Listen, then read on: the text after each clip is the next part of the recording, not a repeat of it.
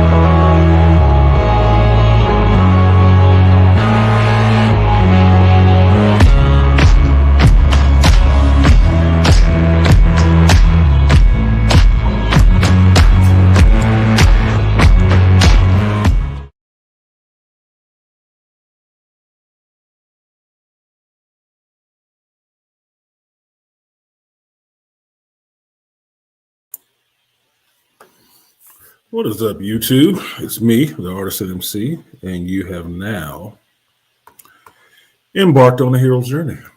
Like, share, subscribe, support the stream if you feel so inclined.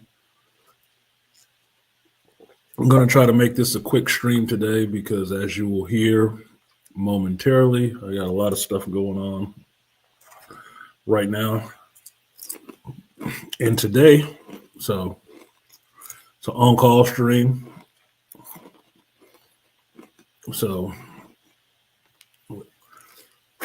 as you can see, I'm not home. I'm at work. And I've been here since last night. So, I didn't get done till late, so I didn't leave. So, let's see who's in this. BZ for Streezy. What's good, Malika? Shout out to the Malika Me Bang and everybody else on Ninja Watches. So I guess that makes it all good. All right. Sounds like there's been a little bit going on in the world today. So, just for me, I'll probably do this for about an hour or two. Then I'll get out of here. Um, I'm on call. What's good, studio? I'll see you in here. I'm on call, but also I found out Thursday that this weekend was a playoffs weekend for my pool leagues that I play in. So we had playoffs for our 9-ball team and my 8-ball team. And they were both for seats or the experience. Let me get it correct. The experience of going to Vegas and playing in the world tournaments. Now, both of those playoff matches were on at 12 p.m. So today I have my 9-ball 12 playoff match. So I need to be there at 12. So I'll probably kill this stream about 10 o'clock so I can get out of there, barring anything crazy going on here. So yesterday we played, excuse me, yesterday we played 8-ball and we lost by forfeiture, meaning we have to have 5 people. We had 4. So the other team had most of their members there. What's up, Dr. Rosie and Trust? The other team had most of their members there, the 5 people seat. So we were 1 game short. I don't know what happened to our other teammate. I assume that he has some personal stuff going on, which we knew he did, revolving around his daughter.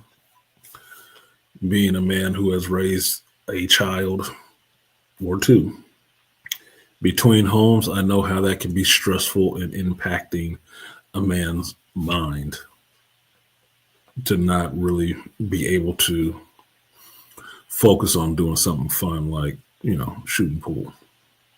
I understand. Family comes first. So it's disappointing, but it is what it is. You roll with what the punches life throws you. You either rope a dope or you start hitting back. And so that's what we just had to do yesterday. I actually lost my game, my match that I had to play. I actually lost it. But I lost it against my team captain on my 9-ball team. So the guy I'm going to play with and for today, I lost the match to yesterday. And it was just weird. I got there early, got there about 11 to start doing my warm-ups. And as soon as I got there to warm up, I got a call. So I had to leave. So I left for an hour. I didn't even get to warm up. And by the time I got back, my other teammate had finally made it. And he was already playing his match. And so I got to sit a while. I never got to warm up again. I got to shoot 1 game, and then I came back and played. And so it kind of showed when I played that I was a little bit off on my banks and stuff. Just for y'all non-pool players to know, even if you play on the table all the time, there is a little bit of refamiliarizing yourself that has to happen when you play on the table before you play in a match or a competition setting. You need to make sure you're dialing everything in, that your stroke is where you want it to be, and your touch and how the table and what rails bank well for you or which ones bank kind of garbage. Since we're always playing on barroom tables, meaning they're smaller, meaning the rails are usually shit. So you have to, and how the table rolls and how it's balanced is shit. So you have to feel that out a bit by warming up on that table before, so you know what corrections you have to make to your shot and whatnot. It's tough to do that in the middle of a competitive situation where you have so many games to win or to play, and you haven't had a chance to feel out that table. It makes it kind of tough. It does. So I got a shitty matchup, which I told my team captain that, like, you shouldn't match me up like that. You should have gave us an advantage. He matched me up with somebody exactly at my same level. Exactly at my same level, which means we both had to win the same number of games, which was 2. And I'm playing my team captain, who I don't think I've ever actually played him except for, doing warm-ups before our 9-ball matches. And I like him. I don't really get that same angst up to be playing against him, put it that way.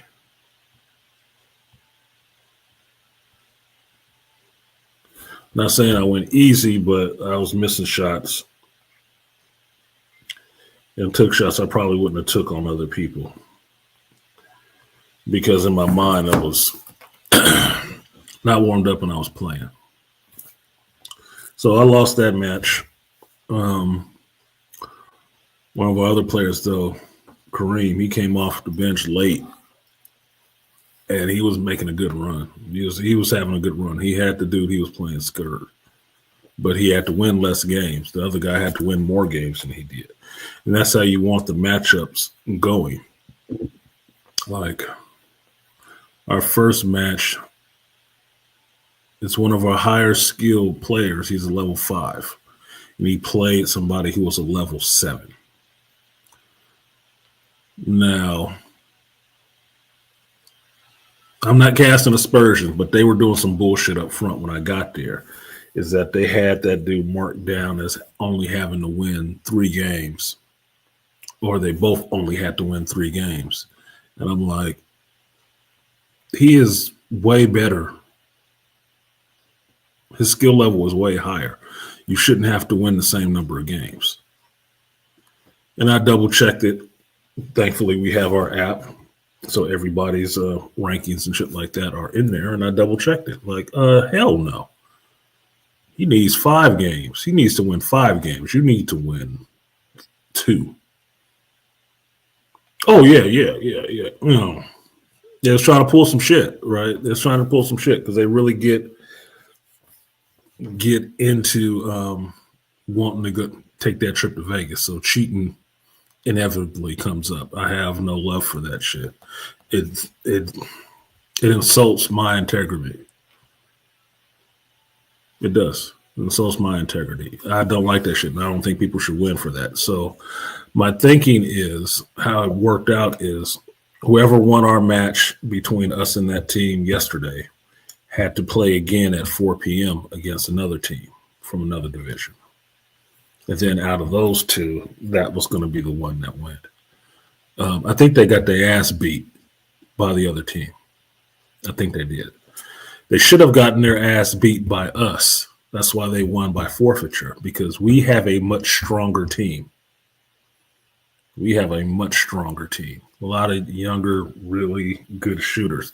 Even though our skill levels aren't very high, we're like mid-range. We got some hitters. That's why we end up there every year. We were in 3rd place, and only because we were screwing up some games. Because some people had shit going on that was keeping them from playing as regular, right? So we could have took them. I know it. I've played everybody on their team, and I've beat everybody on their team, which is weird. I never realized that my team captain was on this team, but then again, I stopped playing in that division because it was on Mondays, and Mondays was too busy. Right. So we did what we did, and as I said, it's disappointing, but it is what it is. I had another chance, another time to play today, which is the 9-ball team. That is, we came in first last year, so we did really damn good last year. Last season, I should say. So that is what this is. This is playoffs for last season. We're in our summer session right now, so we're muddling around there right now, like in sixth. But I'm shooting better. Some of the rest of us are shooting. We keep losing games by like points, minor points, 1 point, 2 points. It's really close games is what it is. It's really close games. It just comes down to flaws. Just flaws. So I'm a bit rested. I need to stretch, but I'm looking to go after it again today, especially against the team we're playing. We have beat these people a couple of times. I've beat the people on this team before too, and I really would not like to see them go forward. Put it that way, if you must, because this is another team that they like having fun and being distracted and shit like that. But if it comes down to it, they will cheat. And I don't think people like that should win. Shit. Especially not going forward to represent you. No, play. That's all you need to do is just play and play consistently. So I'm looking to see that. I don't have any animosity for anybody on the other team. I really don't. But I don't like seeing people that will, fudge and get nitpicky because they're trying to secure a seat which they could pay for and go to themselves. I think we deserve it. I think we earn it. And how we earn it is how we play. And that's why we're here in these playoffs already. Because we have a pretty good team when everybody is dialed in and hitting. And a lot of these people go to Vegas to play anyway. They'll go in. People on my team will go to Vegas anyway to still play in this tournament. So we got some good hitters on this team. So I just want to make sure I do my best and stay consistent. I won on 9-ball last Thursday. I won. Very, very. I wouldn't call it embarrassing, but I was dialed in. And the last shot I made, I didn't even know the game was over. I just made that shot and was going on to the next one. It's like, okay, good game. I'm like, good game what? Oh, that was it? Because I had my earbuds in and everything. I'm just in the zone playing. I was not thinking about that dude.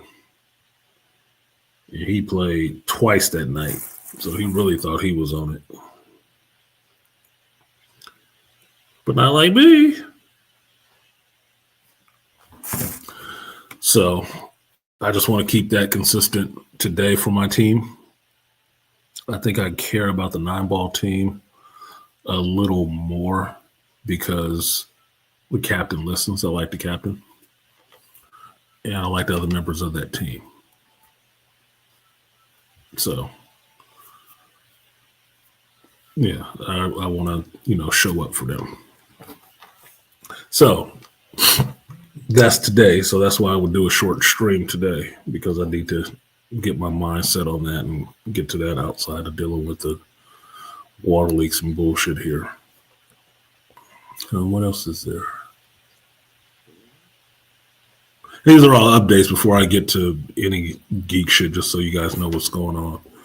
Because I haven't been that dialed in on the geek stuff this week because I've been busy with work.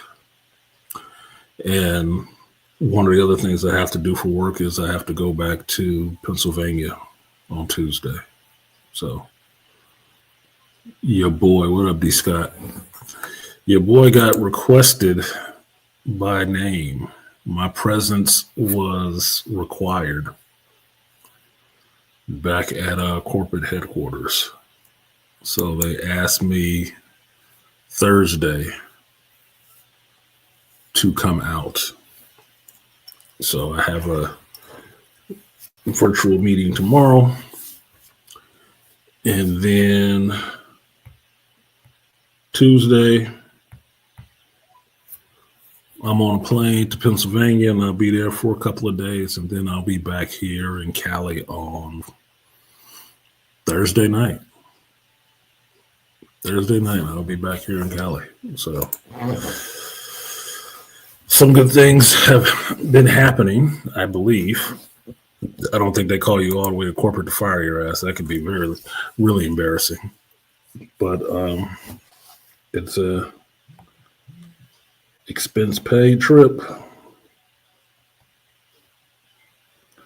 on the heels of the last one. So apparently I made an impression on some people, and they wanted me back for that kind of insight. So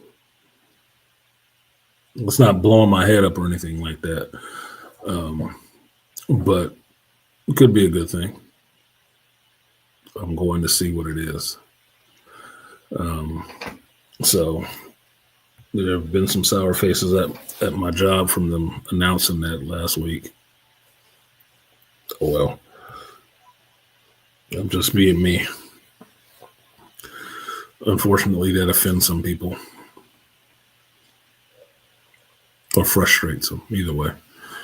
So I will go back to corporate and see what they want to do and see what new responsibilities or roles they have they want to put on me, and see if I can live up and fulfill that. And then I'll be back here relatively quickly. So you guys won't even really notice it, because I'll still, barring any freak accidents, I'll still do my stream on Sunday from home. So I may not even take my laptop just to streamline this whole check-in security process. I just want to go and come back, but I don't want to be bored. It's a long flight. So that's what's going on with me this week. As far as the geek front, I was hearing some rumblings this week about possible Boba Fett season 2. Now,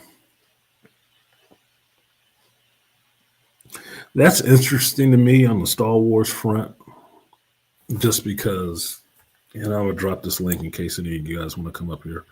I'm going to give you that opportunity before I check out, because I am on a game clock now that I've told you all of that. Do it now, or you miss out. What up, AB? Said AB is beaming in there. I don't have my sound effect board. So, oh, the nose itchy.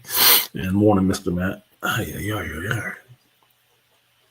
Like that shit hanging out my nose. We came up here. What's good, Bizzle? Hey, what's going on, Artisan? Oh, another day in the life. What about you? One day at a time. Season 2, huh? Tamora Morrison wants it. I don't blame him. He got kind of shafted for season 1. That was mostly shit. So I still don't put it all on Robert Rodriguez, because I'm a fan of Robert Rodriguez, and I've watched other Robert Rodriguez movies, even some of that Spy Kid shit, where I can see some of the Spy Kid influence. That Scooter Gang was not him. Fuck no. That was Kathleen Kennedy. She was the only one clapping that shit up. That was her. You started on the King Kong ripoff. The King Kong shit was kind of funny to me, but if you have this dude taking over Jabba's palace, and Jabba had a pet Rancor in the basement, yes. Why the fuck would he not ride the Rancor? We already know that that's something that the Mandalorians did, riding the mythosaurs and shit. I was waiting for Din Djarin to ride a mythosaur. We saw one. Ride that bitch. Like, come on, man. I didn't have that big of a deal with it. I thought it was hilarious. I was for it. I was like, yeah, ride that goddamn Rancor. Cause some trouble. Yeah. Tear it up. Show City. Don't argue with a man on a Rancor. Come on.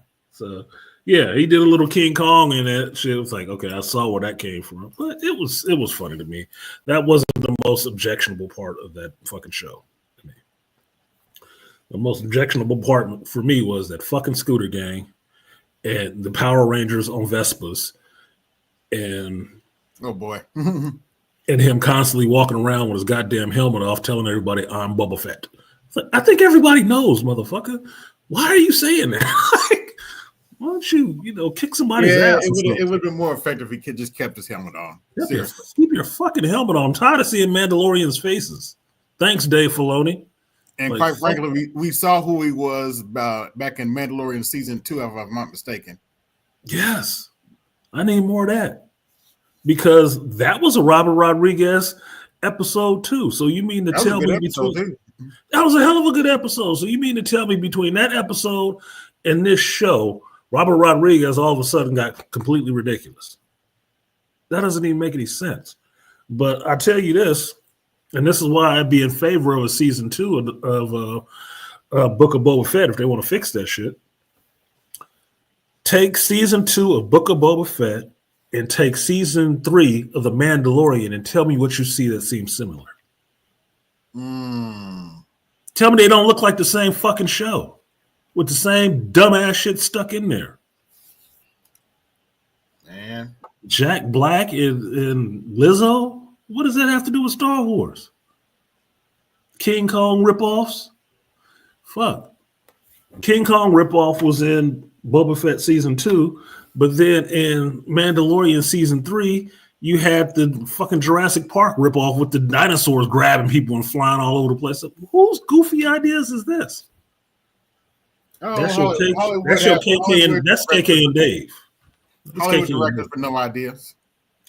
Yeah, that's KK and Dave.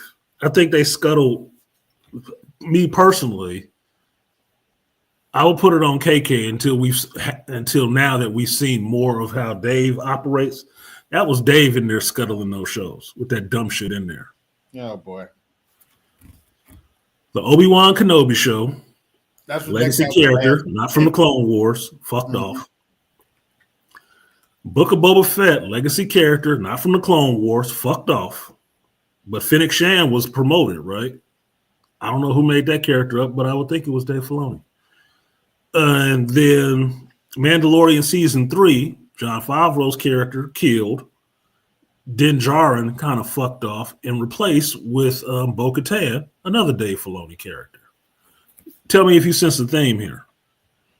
Yep. Feminism. And which one of those 3 shows was degrees of shit? Who he had influence in every one of those shows. Come on, man. He was killing off those legacy characters. He was scuttling those characters to promote his characters. Yeah. You think now? Do you think Obi-Wan in season 2 of Obi-Wan could save it? Yes, depending on who writes it. True. Depending on who writes it. If they let Tony Gilroy write, that shit probably would be awesome. Slow in the beginning, but it'd be awesome. Right? I will give them credit for the most embarrassing lightsaber fight I've ever seen in Star Wars. He beat him with a whole lightsaber. I was like, damn, that's fucked up. I got a mental scar. You just peeled the scab, baby. I got a mental scar. It hurts. It hurts remembering that shit because I can see it in front of my eyes. Like, oh my God, it hurt to watch. Well, it made up for him pulling the starship. I was like, what is that hold? Who holds a lightsaber like that? Get the fuck out of here. Trust that I want to ride a Rancor. And he felt sorry for it because he knows he just broke it apart and then just threw it through the other piece at him. Like, I feel sorry for you. We got Vader doing some shit that we have not seen. We had not seen in Star Wars ever. And then you saw more of it in the Acolyte, the same kind of dumb shit. Like fucking Star Wars foo or some shit. Like, what the hell is this? I didn't even watch the season finale of Acolyte. That stuff just did not interest me at all. I'm not missing anything. You want to know what you're happy about? The shit ended. It ended. What was the season finale? It went off. It was done. Thank you very much. It was bullshit from start to finish. And I watched every episode. I reviewed every episode. There's levels of torture I didn't even know I would put myself through. I did it. I did it. Oh my God. Trust says you want to ride a Rancor. I got a Rancor for your ass. But yeah. So, but Boba Fett season 2, they can fix some of that shit. Yeah. They do. They just have to break. Like, you know me, I'm not above believing that some of these characters can be saved if they're written by better people. Yeah. Right? If they're written by better people, you can turn that around because they are fictional characters anyway, yes. Right? It's not like you're telling somebody's actual historical account where you got a biography sitting there in a living person. Like, well, we can't stray too far because we all know how this happened. You can make up anything you want to in this shit. You write one season and bring him more in line with how Boba Fett is in the novels, motherfuckers would be on board with that shit. Old, surly, kind of pissy. Oh, we'd be down. None of that riding Rancor shit. Mm-hmm. None of that. They probably could have made Rey something if they didn't mess up the second and third movie. You could still make Rey something, but somebody competent has to write her. That's all it is. That's all. Look, the Acolyte could have been good with a better writer. And some better story ideas. And, you know, people who could actually act and not just shake their vagina in the screen. All they had to do was link Snoke to Legend, but oh no, Legend doesn't count. Okay, dummies. Yeah, it counts. Doesn't count while we're trying to steal from it. Yeah, it doesn't count while we're trying to steal from it, because if it counts, then we highlight the fact that we are just stealing from it. Like the other thing I saw, the other article I saw was, I think it was saying that Star Wars is kicking like Timothy Zahn out or some shit like that. Like they're through with him. I'm like, oh really? So Dave, stole enough from Timothy Zahn to do his movie, and now they ain't kicked his ass to the curb. Wow, that's fucked up. This is one of those most celebrated Star Wars writers. He's the one who made up, what's his name? Oh, blue skin. Thrawn. He's the one who made up Thrawn. Dave was supposedly working with him to do Dave's movie because Dave is trying to adapt Timothy Zahn's story into his movie with Thrawn and heir to the Empire and stuff like that. They do the Thrawn because Thrawn was a motherfucker. In the books, Thrawn was nobody to play. Thrawn was that dude. Yeah, he was that dude. He was smart. He was capable. He was that dude. Like, yeah, Empire gone, whatever. I'm still doing this shit. I'm still about this work. He used Timothy Zahn for a while to do his script, to adapt his material, which basically means he just changed his material, stealing from better works, and now they ain't kicked his ass to the curb. Now he's barred from Star Wars. And how is he barred from Star Wars? Nigga, he gave you some of the best shit in Star Wars. Are you fucking kidding me? Oh my God. This sounds like but they made Thrawn from Star Wars. I'm sorry. It sounds like somebody else, acting like a mosquito, sucking off all they could from him and thinking they got all they can to get out of him. We done with you. You out of Star Wars now. Oh, and who closed the door on him? KK or their creative consultant director or creative director, whatever the fuck his stupid ass title is, that's trying to make him seem like he's super creative. I'm like, you're ripping off his material anyway. What, he was gonna sue you? What up, Aquatechy? Said, yeah, Disney doesn't like paying royalties, only collecting them. Yeah, I can't see them collecting any royalties right now because they're not doing that business part smart at all. Doesn't seem like it. You damaging your brand. What royalties you gonna get from the shit you making? Thank you, AB. Like, I don't know. I think you losing money. Vader snatching ships out of the air was a bit much, but not without precedent. It's not without precedent in video games. Video games. That's how strong Vader is. For me, not playing, Force Unleashed or something like that. I have played the game, but I'm just saying, watching this show, I wasn't playing Force Unleashed. Seeing him do some shit like that is like, no. You know why? I can count it on one body. 2 legs and a missing arm. No, nigga. No, 2 missing arms by that time. Yeah, thank you. 2 missing arms. No, absolutely not. Maybe if you had all your natural body parts, yeah, chosen one. You could choose to wreck somebody's day, ripping their ship out of the sky.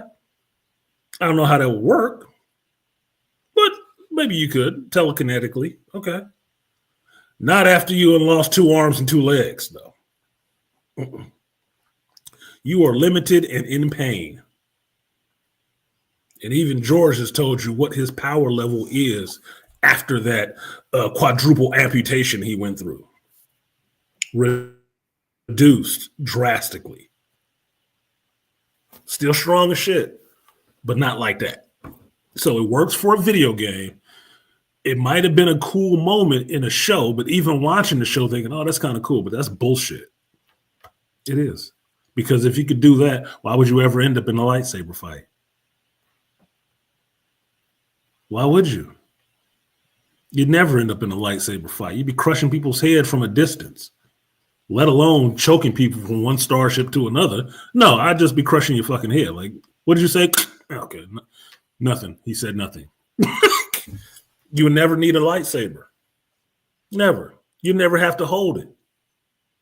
You could just, telekinetically move it around and swat people around you while you just sat there breathing. So it doesn't make any sense. Stupid. Looks cool. Didn't make any sense story-wise. So, but that's me. That's just me, I don't know, being a Star Wars fan and looking at that shit. Like, yeah, if you got a hard on for Darth Vader and Anakin, you're like, yeah, he could do that. Yeah, in a video game. But it doesn't make sense that he's that strong. Even missing parts. Mm-hmm. The forces of the living. He's mostly machine, motherfucker. So he ain't all powerful like that. But whatever. It's a good visual. Makes for an exciting moment. But it doesn't make much sense.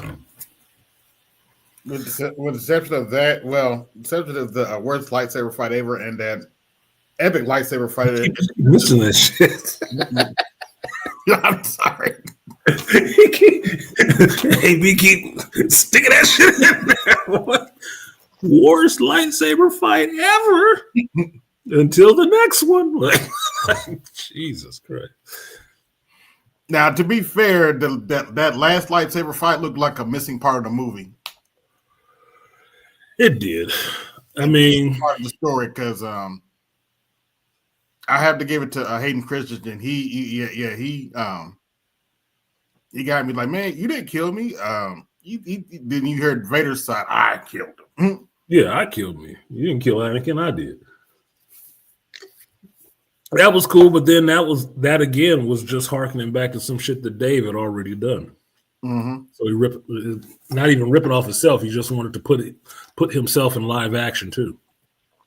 And this is when you start seeing why I got such ire with him after we've watched all the rest of these Star Wars projects that come out that have his fingerprints on it. You can see how long of a con this motherfucker was doing just to self-aggrandize himself in the Star Wars universe. Keep repeating things that he did in animation just so he could say, look, I did this. This was cool, wasn't it? Well, yeah, it was kind of cool to see Anakin and Vader going back and forth within itself, but I didn't think he had a split personality. No. I never took that as having a split personality. Even when it got down to the point that Anakin rolled into the temple and started killing off them younglings. Anakin's. That was Anakin, nigga. He knew what the fuck he was doing. Yep. He knew what he was doing. There was no split personality about that shit.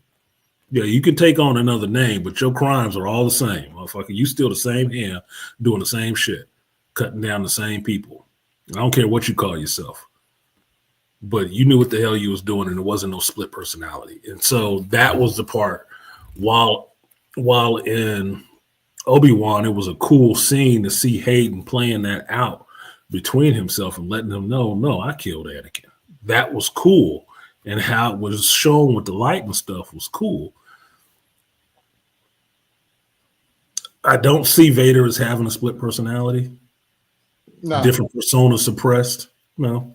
And I already understood that Ahsoka did this already before somebody else actually beat Vader.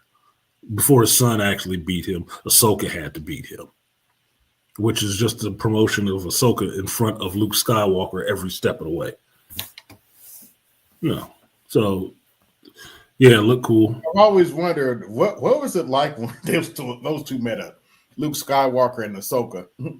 You ain't really seen it yet, except for that, the Book of Boba Fett shit when they was on that planet, so you can have Luke and Ahsoka together. And yeah, but they didn't say nothing.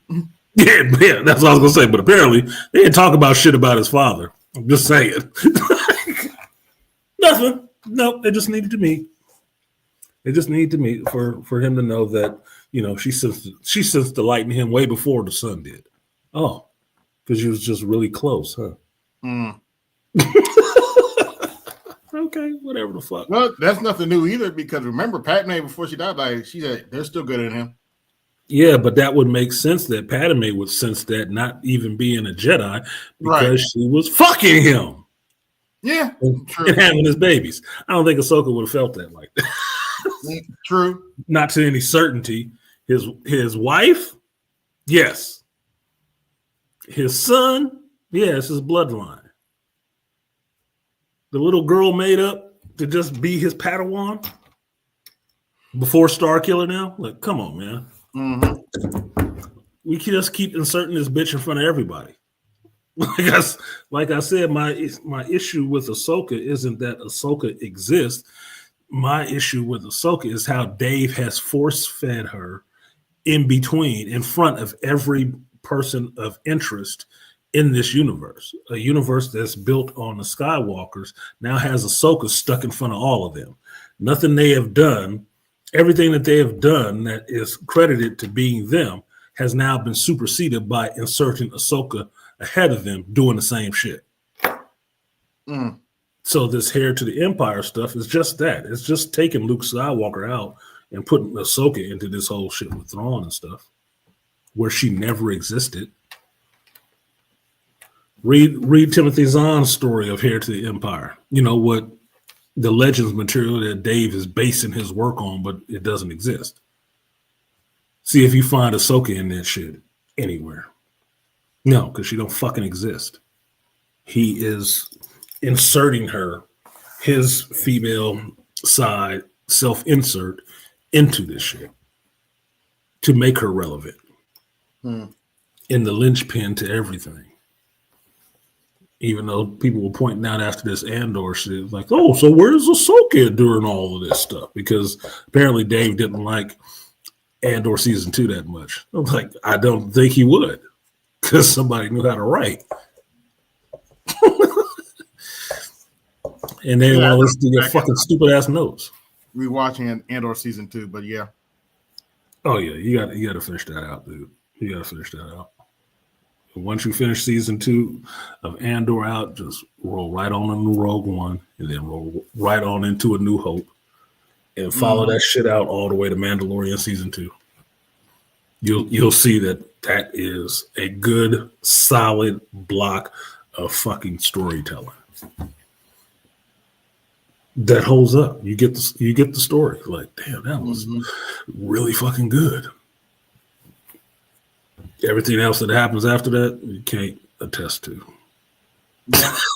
Spotty at best.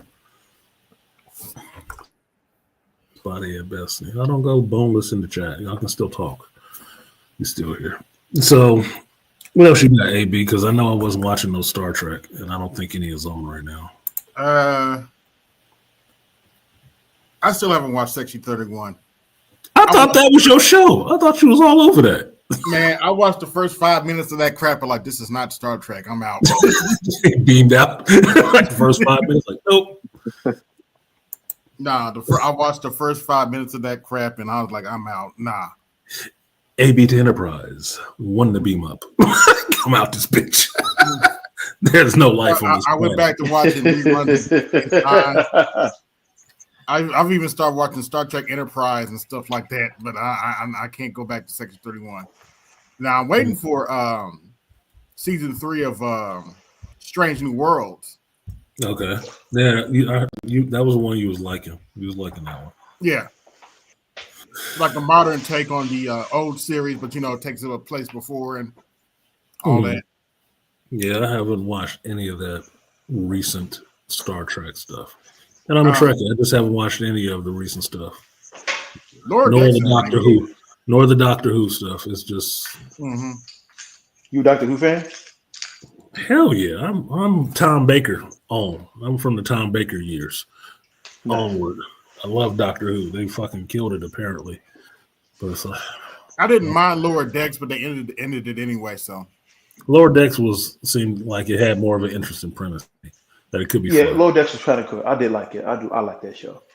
And I like the intersection they merged Lower Decks with Strange New Worlds. That was a good episode.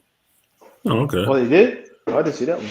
Yeah, Boiler and Mariner went back to the old Enterprise.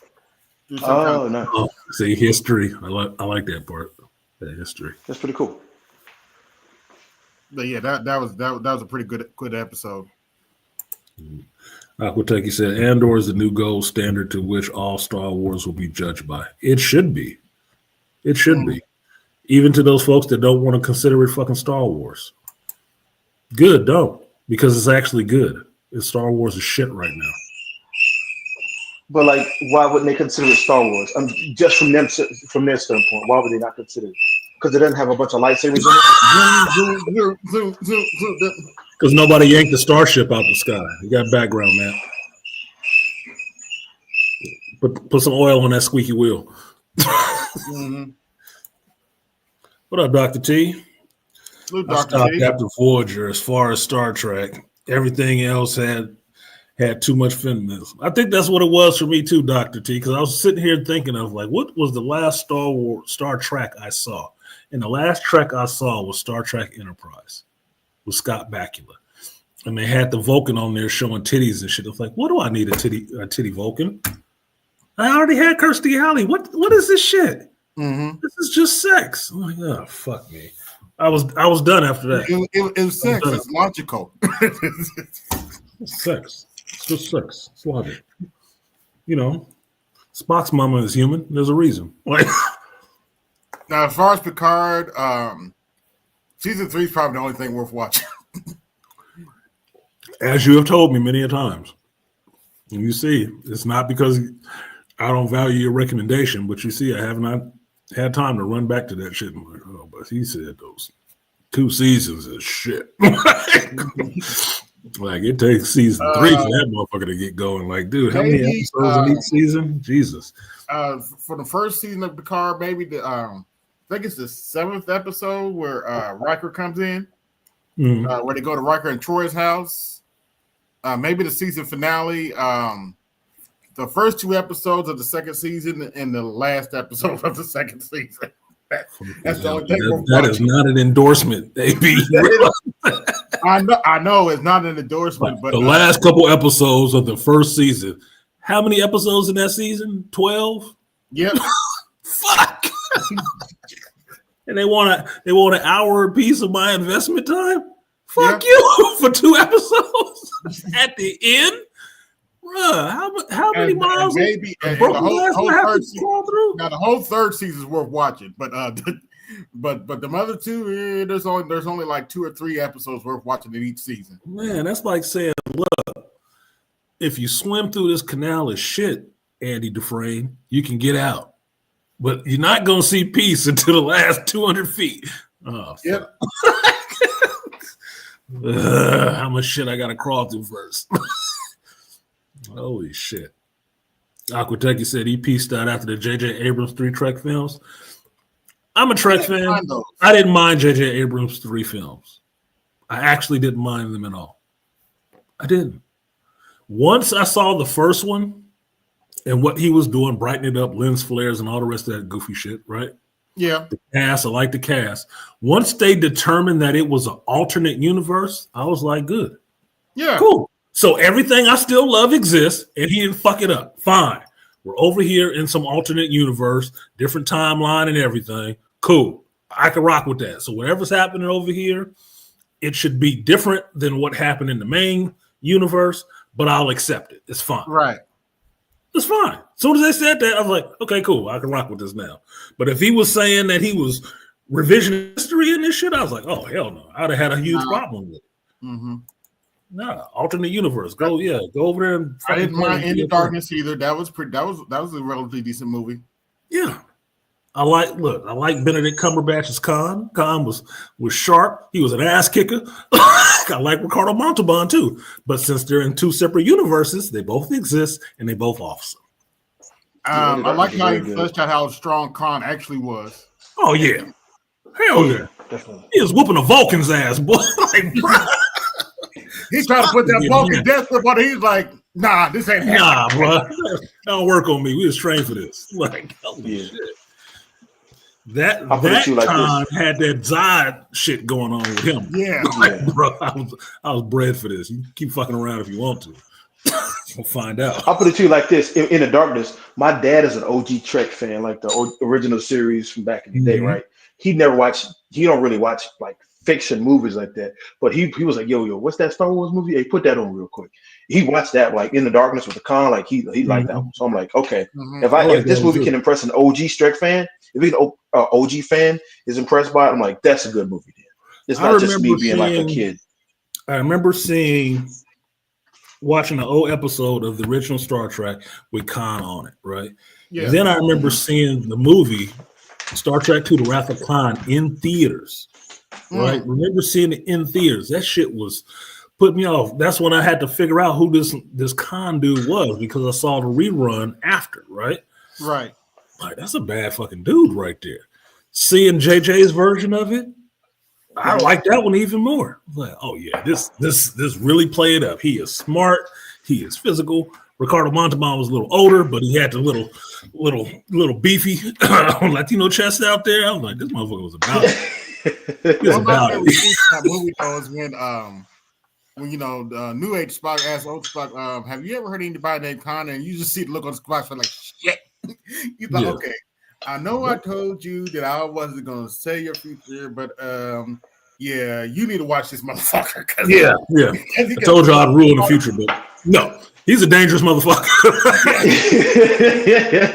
We start breaking multiverse rules. You know what? Yeah, we start breaking rules. The Vulcans, the logical ones, breaking rules on that shit. That's time we deal with this fool. I die. So nah. Yeah, exactly.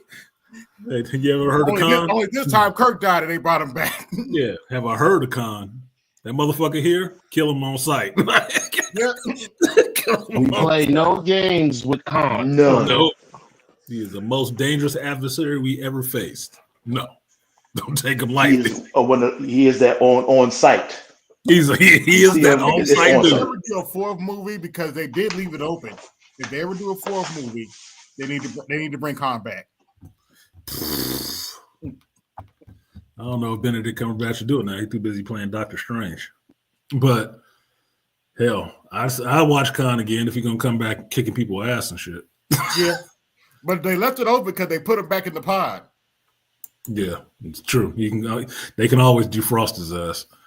Khan was a perfect balanced villain. Yes, he was the villain in the best ways, where they are ruthless, they are calculating, and in some ways they are seductive.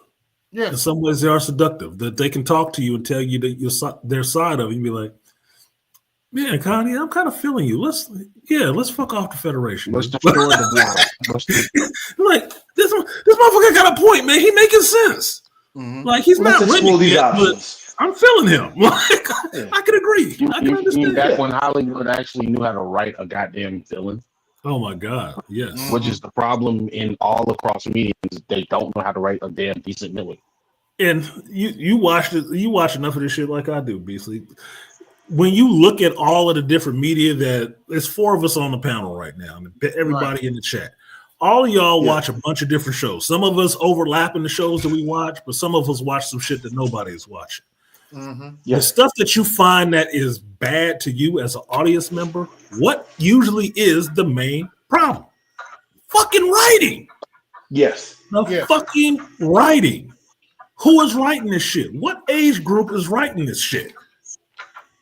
Usually some 30 fucking year olds. It's like, are these the kids that never had grades in school? They never had letter grades. You couldn't use a red pencil correcting their work. It's just how we feel about it, not how it actually makes sense for grammar and story development and shit like that. The fuck? That was the generation of participation trophy shit took hold. They fell for it. I'm of the 30-year-olds that didn't fall for that shit. Like, no, we want the bigger trophy. Yeah, 34. Oh, facts. Yeah, but case in point, I need that. Case in point, Ant-Man Quantumania. Relatively decent movie, but whoever wrote that crap needs their butt kicked. They do, but here's the thing. I was just listening to something recently. They were talking about Ant-Man and Quantumania and talking about what happened in that process of making that damn movie with the writing and shit. I said, so you still blaming that movie on Jonathan Majors? Kang was compelling. No, Kang was good. Like I said, Kang was good. Like I said, yeah, Kang was good. Scott Lang was all right, but some of the other writing stuff that we talk about, like, don't be a dick. Like, whose sister wrote that stupid ass shit? That was the lame shit in the movie. Don't be a dick. Look, I was willing to buy Darren Cross getting sucked into the microverse or whatever the fuck you want to call it, right? The quantum verse, and getting turned into MODOK. I was willing to buy that. Like, okay, that make some sense. He got shrunk down, the suit shrunk up around his big ass head. Okay, fine. How they wrote him as a joke, and the daughter is telling him not to be a dick. Like, shut the fuck up. That was trash, dude.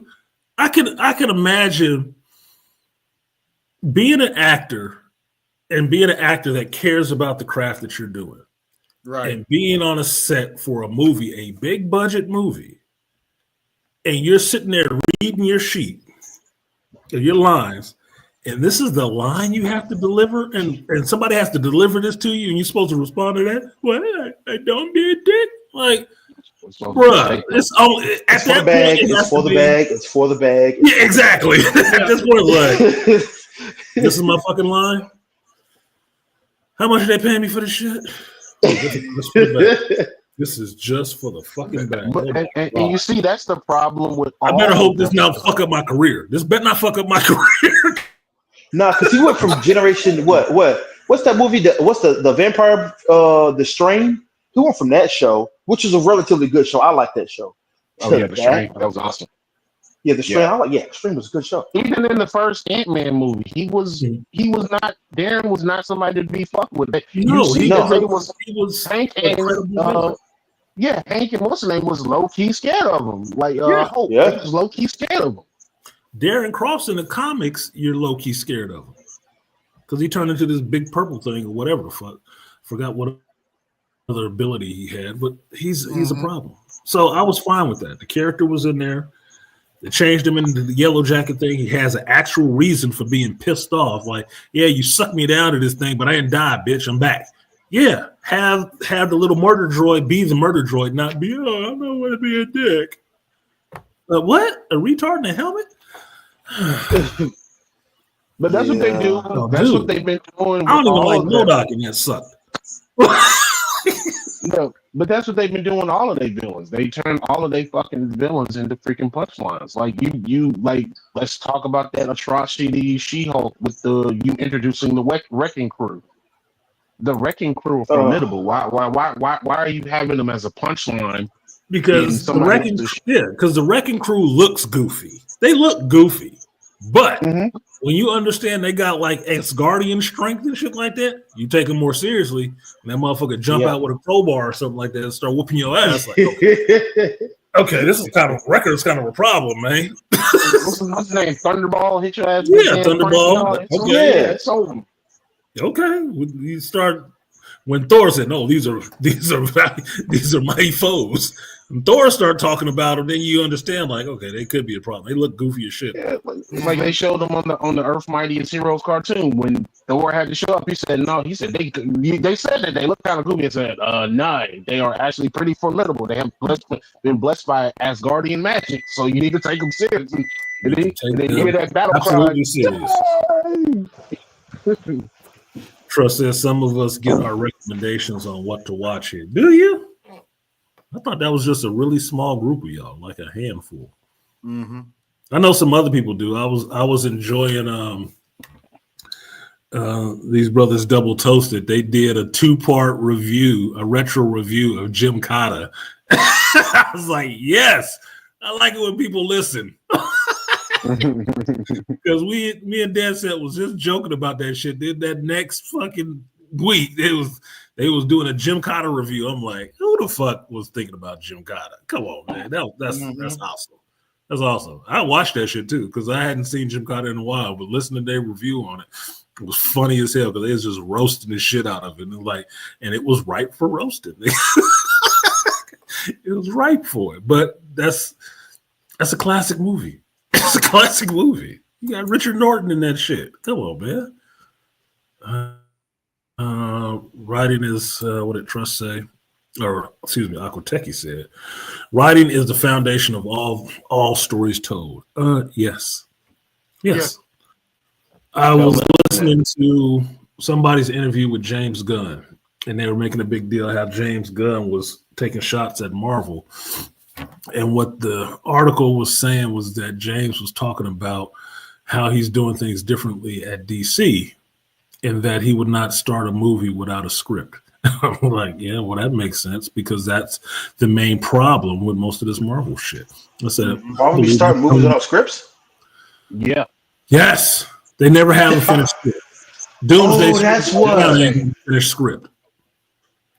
It's like, why would you do something like that? That's like driving a car with no fucking wheels on it. That makes sense then. Yeah. That makes all sense. We're gonna figure out how to build the brake shit, but we're going down the fucking road. We don't know where this is gonna go. We don't know how to steer this thing because we didn't put a steering wheel in it, but it has a motor and wheels, and it's just going now. Like, oh my god! We don't got any tires. Steer this bitch? No, that's problematic to me. You need to finish a script first. I don't care if you took 2 years to write a script, to lock it down, make it tight, and then make the movie. I'll wait. I got that kind of time. I'm not the microwave generation. Okay, I can not pace in front of the microwave waiting for popcorn to finish. Okay, this shit is taking too long. No, I can wait. Just get it right.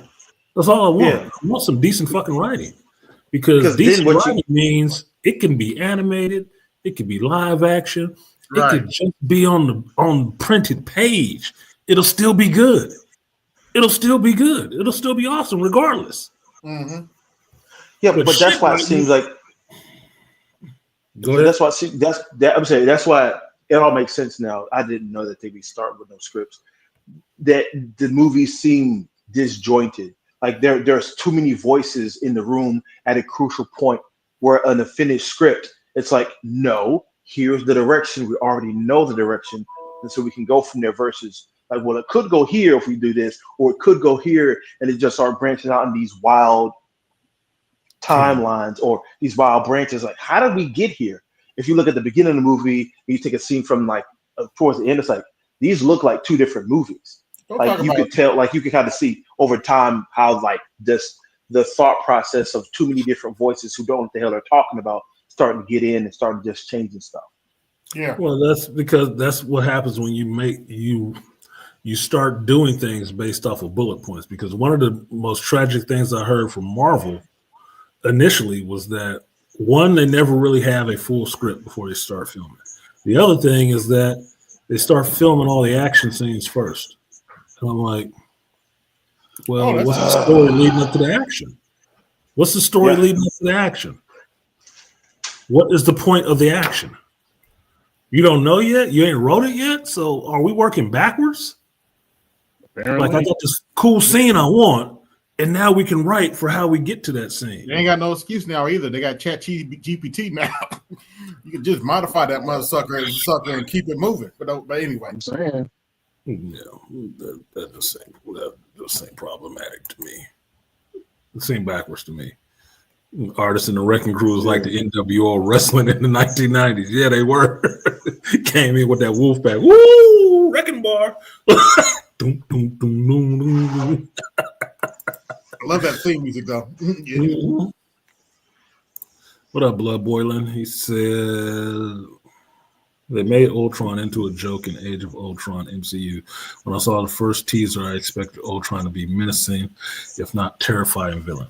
Okay, here's my thing with Ultron.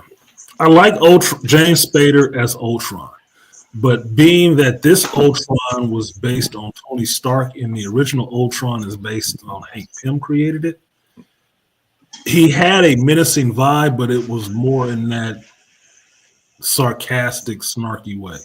Mm-hmm. Which made it a little scary to me. I might be the only one who liked this shit, but some of these new age villains having a sense of humor and a sense of there's something below the surface that this motherfucker might pop off at any moment, rather than the mad dog killer or the mastermind, is still interesting and fun to me. Because Ultron said some witty shit, but it was dark. Yeah. It was dark as shit. And he was telling them the whole time what he was going to do. And it was like, so you're going to destroy everybody? Yeah. I was surprised they had that scene with with Scarlet Witch. I was like, you didn't think that this psychotic motherfucker was trying to destroy the planet? Like, you just God. He's like, what did he say? What was that line? I love that line. He said, the dinosaurs went a whole time before they got it. And what did he say? Like, fate is just winding up again, right? Like, dude, you're not supposed to hear talk like that from an AI. That's creepy as shit.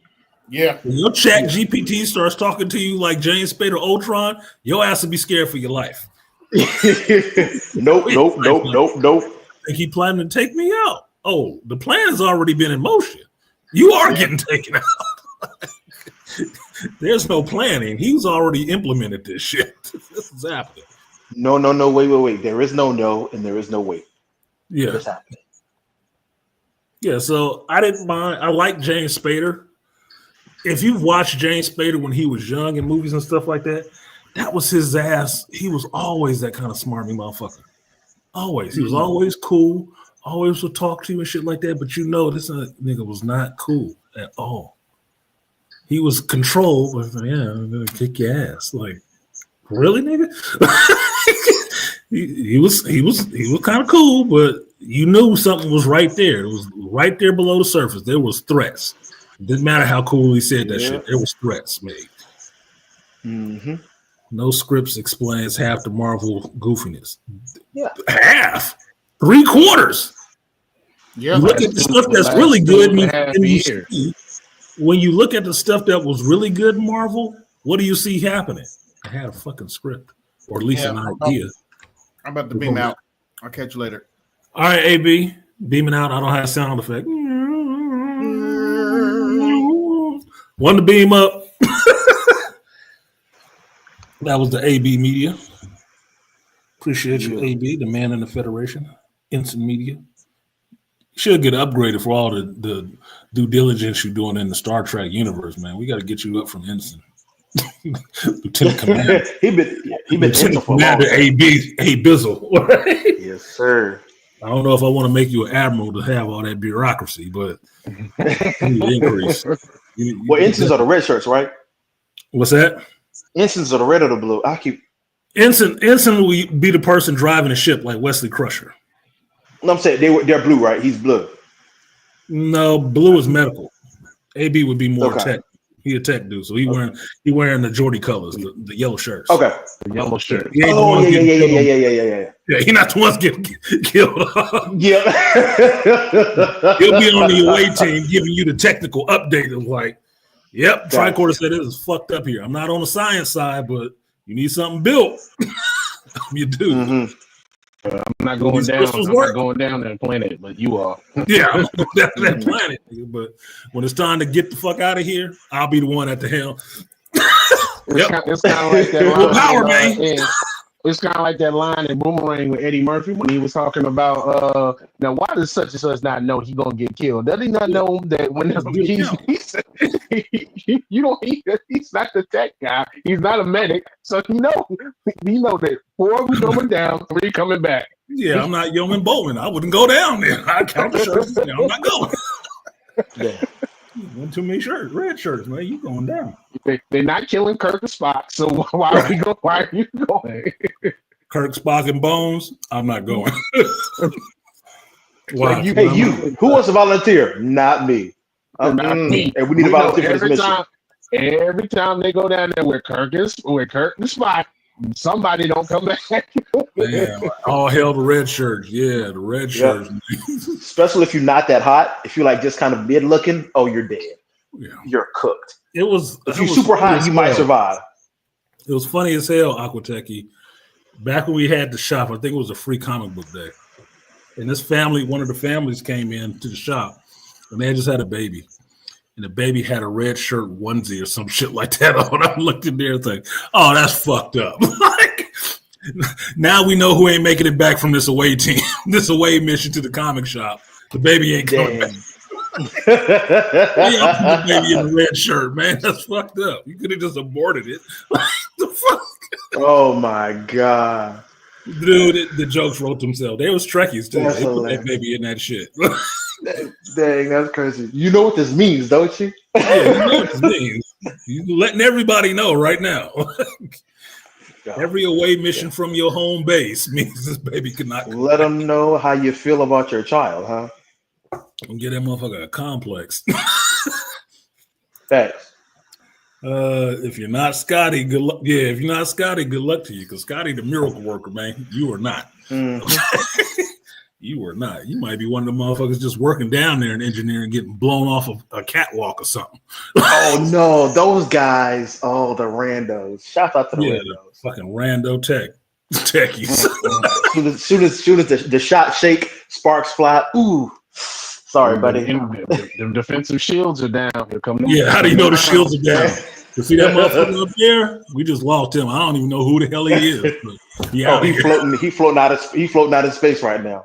Yeah, no shit. Get the torpedo. Shout out to bro. Ready for him because he out of here. This that conversation that goes back to like in Clerks when they was talking about the guys working on the Death Star, and we was talking about you the guy working on the damn Star Trek Enterprise, and it get blasted to oblivion, and you float in space, and all you did was probably your first day on the job getting recruited. Man, you just the janitor, nigga. You got blown out in space. Like, I didn't sign up to be in no battle. What the fuck these Romulans pissed off for? I don't know no Romulans. You just got promoted. You like, yes. That's all I'm here for. Yeah, imagine you just get promoted. You like, yes, I get promoted to what? To Discovery? Oh, hell yeah. I get what? Yes, sir. All of a sudden, the Borg show up. Oh no. Day one board. You're cooked, buddy. It's over. Yeah, Dr. T. Tough Turf, James Spader. Less Than Zero, James Spader. What was the other one? I want to say it was Pretty in Pink or something like that, James Spader. And then The Practice, James Spader, older James Spader. He's played some roles, man. He has played some fucking. And I never watched The Blacklist, but I heard he was great in The Blacklist too. Oh, he makes that whole show. I watched that show is so great. James Spader is that same generation like Robert Downey Jr. The same generation of actors. His monologues on The Blacklist are incredible. If you just go on YouTube and like look up just his monologues when he's like going through a different scene, they're absolutely masterful. Yeah, put it this way. Navigate situations. Put it this way. Cillian Murphy is this generation's version of James Spader. Put it that way. Yeah. James Spader is Okay, he okay. is a solid fucking actor. Solid actor. Okay. Yeah, And when he them was Gen younger, X actors are kind of hard though. You got him. Is Vincent? Would Vincent be like late Gen X? No, Vincent's older. He'd be Vincent Boomer, who? right? Vincent D'Onofrio. Vincent D'Onofrio. Yeah, He's later. He's like a Gen Xer, I would think. Yeah, he's Gen X. yeah. Yeah. So I'm like, just saying, all them damn Gen X are like them, like mid late 50s, early 60s dudes. It's like they're kind of cold. I ain't gonna hold you. No, they're actors. They're actors in the sense where you had to be great actors because at the time they were coming up, they were still coming up under legends. Like last night, if you look on my community tab, I put a picture up on my community tab last night about a classic flick, right? And I was just sitting here fucking doing my laundry at work and watching this movie I hadn't watched in a long time and really thinking this is a great goddamn movie. This is a very good movie, from the music, from how the scenes are set up, the costumes and stuff. And then thinking about the cast of it at the time. The movie was The Untouchables with Kevin Costner. But if you think about it now, it's Kevin Costner, it's Sean Connery, Robert De Niro, I think that was Robert Drago, young Andy Garcia. Ooh. There's a couple of other dudes in there that are known fucking villains nowadays. It was a stacked fucking cast of people, really good actors. I thought about one scene clearly. It's like, damn, Sean Connery was old in this, and this was after James Bond, but he still had a fight scene in that shit. Two old Irish cops fighting out in the rain. He was beating that dude's ass. I was loving that shit, but it was a great goddamn movie. It was a great. Yeah, that movie. scene you posted was nice. That was a great scene you posted. I ain't never seen that movie before. Yeah, that's a great scene because if moments in film are captured, if you look at one scene in a movie, this is what I talk about. Like some scenes in movies just works as a snapshot. You get what the hell is going on. If you look at just that scene of what's going on in that moment, if you've seen that movie, you understand that that's Al Capone played by Robert De Niro. And then Elliot Ness, played by Kevin Costner, meeting each other face to face in a fucking courtroom. You understand what's happening. You get the tension in that damn scene of what that moment means to be face to face in a courtroom like that. And they being held back and shit. It's like, that's a beautiful fucking scene, dude. It's shot really well. I still love that movie. I still like Frank Nitti. Because Frank Nitti was a motherfucker. That motherfucker had bodies from the beginning to the end of that movie. Damn. But going back to your early point, it's shot well, it's acted well, and most importantly, it's written well. It's written well. It's written very well. And the acting was solid. You can have good writing and shit acting, right? You can. Yeah. And vice versa. You have great acting and shit writing. They can go either way, but when those things all work together, like I end up finding a connection to movies that I didn't even think of last night. I watched The Untouchables, and then the next movie I hadn't watched in a long time, was 8 Million Ways to Die with Jeff Bridges. Right? I forgot that Andy Garcia was in that shit too. This is from the 80s. You can see a young Jeff Bridges. A very young Jeff Bridges. This is probably after Starman, right? Like getting close to the 90s, late 80s, early 90s. Young Andy Garcia in that shit. There's a young Tony Tiny Lister in that shit too. When he wasn't as big, when Debo wasn't as big, he was just cut straight up and down. I was like, damn, I didn't remember Tiny was in this movie. Holy shit. Watch that movie and laugh about how big their guns are on their hip and they're supposed to be cops and they got these big ass revolvers and shit. Look how it'll look like a throwback to you young folks.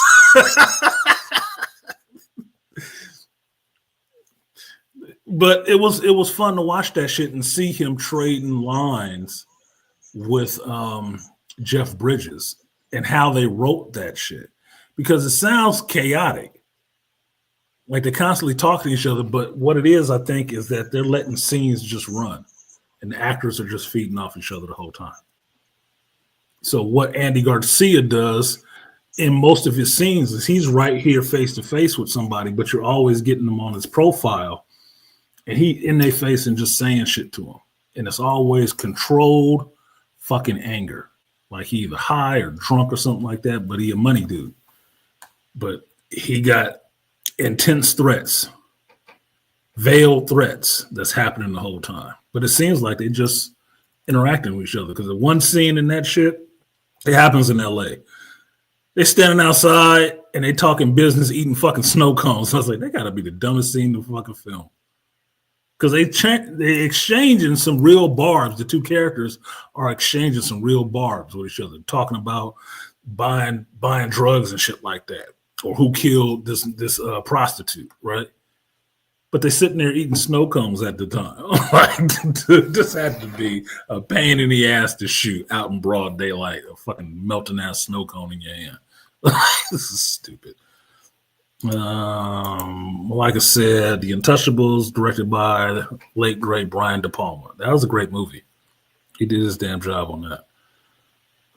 And what's up, Charles? He said, "Woo, the brightness. Ooh, the darkness. Darkness falls in the chat." Take that off the screen. Yeah. So, Untouchables was good. 8 Million Ways to Die was all right. It was chaotic. It seemed like I'd really want to see the script itself to see what it looked like and how much was said and how much of it was maybe ad-libbed, so you can see what Jeff Bridges is doing. It's fun to watch him at a young Jeff Bridges, see how animated he is, and then to watch him now to see how little he's animated. He moved like Bo Bridges now. Like his brother, he's not as animated, but some of that stuff still comes out. Not the Lebowski part, but just the Jeff Bridges part of it. One thing I do kind of not like miss, but one thing I wish that we could have gotten is, like modern movies. Let's say starting like in the early 2000s or mid 2000s on, you start getting like director commentary from films. Whereas before you really didn't get that, because like with the advent of DVDs allowed you to have director commentary, directors, all that stuff going on, either while the movie's playing or like a 30-minute sort of thing afterwards. I got that when I watched Pan's Labyrinth. I watched it, and then I watched it with his director's commentary, and so you get like what he thought and kind of his mindset going into certain scenes, right? I wish that some of those movies that you're talking about. That was why I like DVDs. Yeah. That was why I bought this is why I started buying DVDs when they came out, because you can get that information. I loved hearing that stuff. All that production stuff is the stuff that I would watch too, because I love that part. Like, who is the model maker? How long did it take to make this goddamn model? What was the director thinking about at this scene? What was the script writer thinking or having sit down and talked about? And then having conversations with them, and if they're doing a watch along, right, commenting on the movie, they're watching the movie and they're commenting. If the director and the actor and maybe the screenwriter or something like that is there, that's some of the most interesting conversations. The special effects, the special effects guy sitting there, those are some of the most interesting conversations to me, regardless of the movie, because you're understanding all the parts that went into making this one scene that you thought was amazing. Everything that went into that shit. Like, and if you understand it from that aspect, these motherfuckers were stressed trying to get this here. To get this to this point, they were stressed. Yeah. Like, holy shit. I love it when they have effortless, the quote unquote effortless looking scenes. It's like, no, man, we did this 50 times. We did. Just broke. That fell off. I'm like, really? But it looks gorgeous. Like, yeah, because it took us 3 days to shoot it. Yeah, this was a week's worth of night shoots. Like, night shoots. I'm like, damn. A week? God damn, that's a lot of standing around, moving shit in the cold. Yeah, it sucked. Or when you see like, yes. Or when you see like, that was weird right there. I wonder why they did that. And it's like, this little Easter egg thing. That's why we put this here, because this is not to something that's like, I knew it. Or it was like that looked weird. That looked like something happened. Oh yeah, see, this was a mistake. This wasn't what Yeah, we yeah. I didn't even look like it. Like, ha! I got it. I knew Yeah, it. that's my favorite scene. But that wasn't Mhm. planned. That was a fuck up. Okay, that's Yep. fine. Made it into the Mhm. script. I don't know how. The Mhm. editor left that shit in there. Mhm. It was funny. That was the one good take we got, so we kept it. Yeah. Yeah, but it's funny. Yeah, it Mhm. wasn't planned that way. Yeah. Cool. Yes, I wish that some older movies, if you could go back and just like kind of go through. Like you said, like for the Untouchables, the director's dead now. Like it would have Oh been yeah. nice to have seen like, okay, when he wrote this scene or when they acted it, what happened? Like, did somebody hit somebody on purpose? Like, well, not on purpose, but like, did somebody hit somebody on accident, or like, like, oh, did they keep that in or whatever? Like, all that kind of things. Because we don't have that necessarily with a lot of those classic films. We just have like those modern classics. Not Sure, really. I mean, I'm thinking you could probably find it somewhere where they were talking to, because they've always done junkets and shit like that, right? As far as I know, Mhm. they've always done junkets. They've always done, press conferences or sitting down with interviewers and stuff like that, talking to promote the movies that they're in. Especially at that time, the 80s. That's kind of ramping up for that shit. I'm sure there's interviews recorded sitting down with Brian De Palma or Kevin Costner or anybody else talking about the Untouchables, Robert De Niro, because they were such monumental roles for them as actors and whatnot. I can tell you, I remember seeing Kevin Costner in his first movie, which was Night Shift with fucking Henry Winkler and goddamn Michael Keaton, Dang. right? So seeing Kevin Costner come up to the point where he is leading a movie, leading in a role, was like, damn, this is a great movie. I'd really want to see Silverado again too, just to see young Kevin Costner and why you can watch something like Yellowstone and like, oh, he got total credibility to be riding a horse because he's been doing that shit since the fucking 80s, nigga. That was dancing before Dances with Wolves. That was the little wild dude with the two guns and riding a horse. It's like he's always done stuff like that his whole fucking career. But those are some movies that people don't usually nowadays. They might not have seen. They might maybe have heard about, and it's a real interesting position I find myself in now. To when I was in my teens, and some of these older movies that my mother may have liked, my father may have liked, right? That I might not have watched. Yeah. That if they could sit down and actually talk to me about this movie, I probably would be interested in watching it. But that's how I found stuff that I really did like from just sitting down with them. It's like, oh no, this is a great movie. What is this shit? Okay, let's just watch it. Oh, this was actually really good. I really like that. Music Man. My mother liked that movie. I ended up loving the movie. I thought it was fun. So it's shit like that. But I would never see, unless I did it myself, I don't think I would see somebody's review of Silverado, right? And what it means to have 5, 6 great actors in it. And if I listed off the actors, you'd be like, yeah, these are all huge names now. Yeah, they were. And then, right? So it's a cowboy movie that isn't the Magnificent Seven with all these actors in it playing kind of cowboys. It was cool as shit. It was a Danny Glover role where you actually liked him before Mister. Yeah. Before Mister, but after The Witness when he was a villain.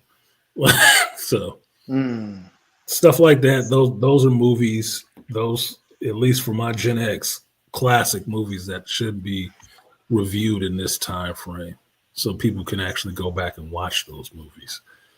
So there's some good shit out there. Even if, And I think that's what's. go ahead. I would say, using your Untouchables example and stuff like that. Like I think that's kind of what we don't have today.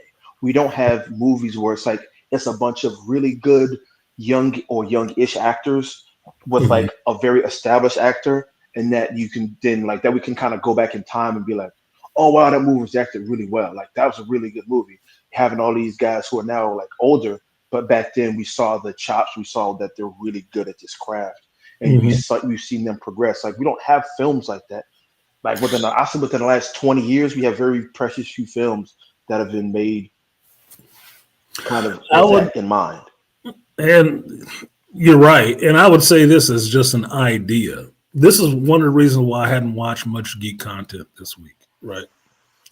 Mm-hmm. Because nobody's talking about shit. Yeah. It's all short snippets of bullshit that I've already heard.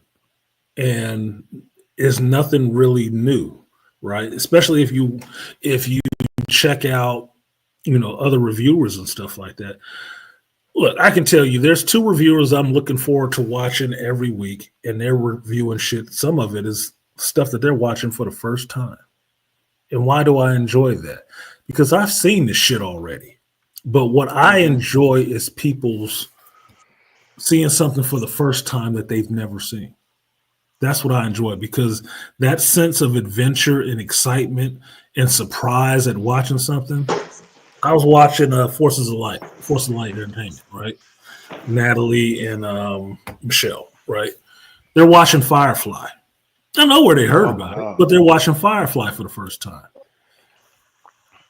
I've been watching it since they started watching it. They're doing it episode by episode and watching it for the first time and enjoying it. Now, these women are probably in their 30s, maybe closer to 40s, right? Cool. I don't know how you would never seen it before, but fine, you didn't. You find it when you find it, right?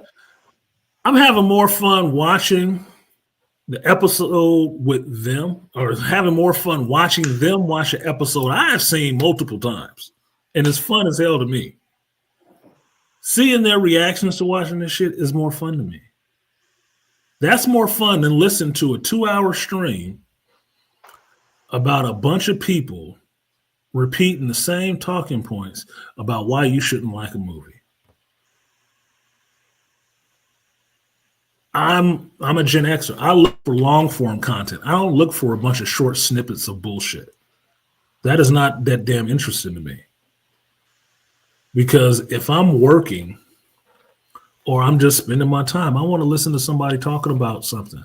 Even if the conversation keeps evolving, that's more interesting to me than having to have 10 minutes or 15 minutes of just this and then moving on. It doesn't hold my attention like that. And I don't have a short attention span at all. It just seems like it's never really delved into that much, right? So me thinking about this and having an idea right now is for all these other reviewers out there, instead of just reviewing geek shit, why don't you show some fucking film appreciation? I'm not talking about you got to go back to all the black and white stuff and talk like a theater nerd about this stuff, but there's a shitload of classic movies from the 80s and 90s, and there's a shitload of actors that are really good. Why don't you just focus on an actor for a month and go through some of their classic movies that you probably haven't seen before? 1 second, you guys. Mm-hmm. Yeah. And break down what type of content, what is quality content versus what isn't. Because as opposed to telling people why is shit, you need to actually explain what is a good example of good quality storytelling and good content. Yeah. But I mean, all of the content now is kind of rage bait, and it's kind of just like kind of hate porn hate corn, kind of just because it's just like, oh, I hate this, oh, because this is bad, because yada, this is terrible because XYZ. It's like, okay, cool, sure, but like, why does something work, or why can something work? You don't give us anything. Everybody just craps on things, and certain things deserve to be crapped on, rightly so. But if you just crap on things, people don't know. We can all kind of generally consensus tell when something's bad, but the subjectivity kind of comes in where it's like, well, what makes this not as bad as you would think it would be? Like, oh, okay, because this is shot well, or this actor does this, and they're like, okay, cool. Make people inform your audience instead of just kind of confirming that I hate this. Yay. I'm like, that's lazy. That's lazy writing or that's lazy content creation. It's like, well, this movie is bad. I mean, one of Artisan's favorite people the serious alcoholic. That's I kind of his don't whole mind shtick. critical drinker. He's fucking what, Irish, European, Scottish. Yeah. Mhm. Can't hate my countrymen. You can hate me. You can hate me, but it's in the genes, motherfucker. Everybody got their own opinion. I don't have to agree with it, but you have it all day. Yeah, but I'm saying like he's kind of like the poster child for that whole style of like, this is bad, hate this. This is bad, hate this. Like I went through his video feed one day. I was like, Jesus Christ! It's like nothing on here is like positive. It's just this movie's crap. This movie's crap. This movie's crap. And it's like people like that sort of thing, but you're not forwarding the movie critic process or the movie goers process. You're not informing your audience of anything. You just kind of like, for all intent and for all kind of like practical purposes, just kind of jacking them off. Like, yeah, you hate this, don't you? It's like, yes, tell me how much I hate it. And it's like, okay, what is it? What are we doing here? Well, my thing is, I don't have a problem with people being critical of things, right? I don't have a problem with that. For me, when I do my reviews, I try to just bring some balance to it. I try to be fair about it in some ways, right? Despite what didn't work in the movie, like I said, no matter how thin the line is, I usually try to draw a silver lining around this shit, right? And try to pick out the most positive things or the things that really work about it. You know, because no movie is perfect to me. There's no perfect movie. Even Sinners had flaws, and I love the hell out of Sinners, right? I've seen the motherfucker 5 times. I've seen Black Panther about 5 times. There's flaws in both of those movies, but they are mostly great. That's why I say I always put the shit on a scale. The more good things you have going on with that movie than the negative things, I mean, it's making it a better movie experience for me. Plain and simple. So there's flaws in all of this shit. But I don't try to overly fixate on the flaws unless the people making the shit are really trying to talk down to me or they really fucked up the characters. As far as you making up your mind, the part that I actually have a problem with the reviewers is they don't want to own that they're doing it, but they know they are because they're profitable from it. You're steering our audience in a certain direction, right? I may impress upon you guys, hey, this was good. It might be worth your money to see. I enjoyed it. That don't mean that you have to enjoy it, but I enjoy it. I'm just giving you my experience on the shit. If you watch the shit, you watch it. If you don't, you don't. But hey, I think it might be good enough that it's worth spending your money on. Or I think don't spend your fucking money on it. But if you want to, that's your business. It's your money, right? I don't recognize myself as being in any position to tell you yay or nay. I'm just telling you what I saw. You might see something different, which means even if I hated the fucking movie, you going to see it and then come back to me and say, hey, Artisan, I saw that movie. That was not that bad to me. The first thing I'm going to ask you, really, what did you like about it? Not that, oh, you're fucking stupid because you liked it. No. Look, I might not agree with you, but I do want to hear your side of it because maybe it's pointing out something that I didn't see in it or I didn't catch in it. That's it. That's all it is. It's just a conversation about the movie. Because number one, I didn't make the motherfucker. Number two, my money didn't necessarily go into making it. Not necessarily.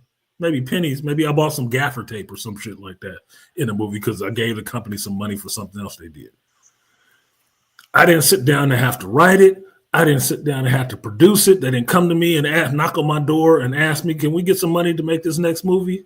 No, they didn't ask me that. Can we get $5 from you for it? No. All I did was pay my money, went to the theater, sat my ass down there for 2 hours and deciding on what I liked and what I didn't about that whole process, about that whole 300 list of names that worked on that shit. I'm deciding if whatever they did was worth the time they spent doing it. For my 2 hours of sitting there like, oh yeah, that was shit. That's why I don't believe in just ruining movies. Look, if it's a bad movie to you, it's just a bad movie to you, nigga. That's it. You don't speak for nobody else but you. I don't speak for anybody else but me. But I try to be truthful in that I'm not trying to lead you in one direction or another. You believe what the hell you want to about whatever. I'm just telling you, for me, I thought it sucked. For me, I thought the Acolyte was a huge waste of goddamn time. Mm-hmm. It was. And it was very Star Wars, according to some people, because it had lightsabers in it. I thought Andor season 2 was vastly better than that shit, and they didn't have one lightsaber one time. Go figure. It's still in the Star Wars universe, but one of these was really good, and one of these was really shit. You figure out between yourself which one it is. You can say you love the Acolyte.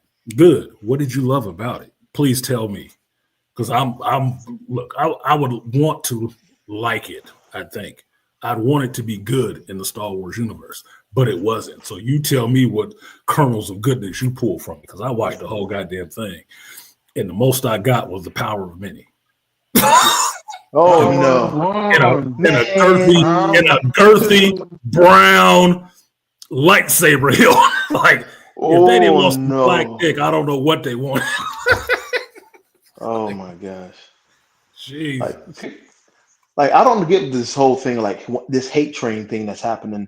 That's kind of in the zeitgeist right now. Because me personally, I want to love everything that I watch because I don't want to feel like I wasted my money on something that's terrible. No, I would think I want balance in it. I don't have to like everything, right? I don't. Look, you have to suffer through a shit movie to understand what a really good movie is. You have to have a really good movie to understand what a really shit movie is. Well, maybe I described it wrong. So I would like to like everything that I watch.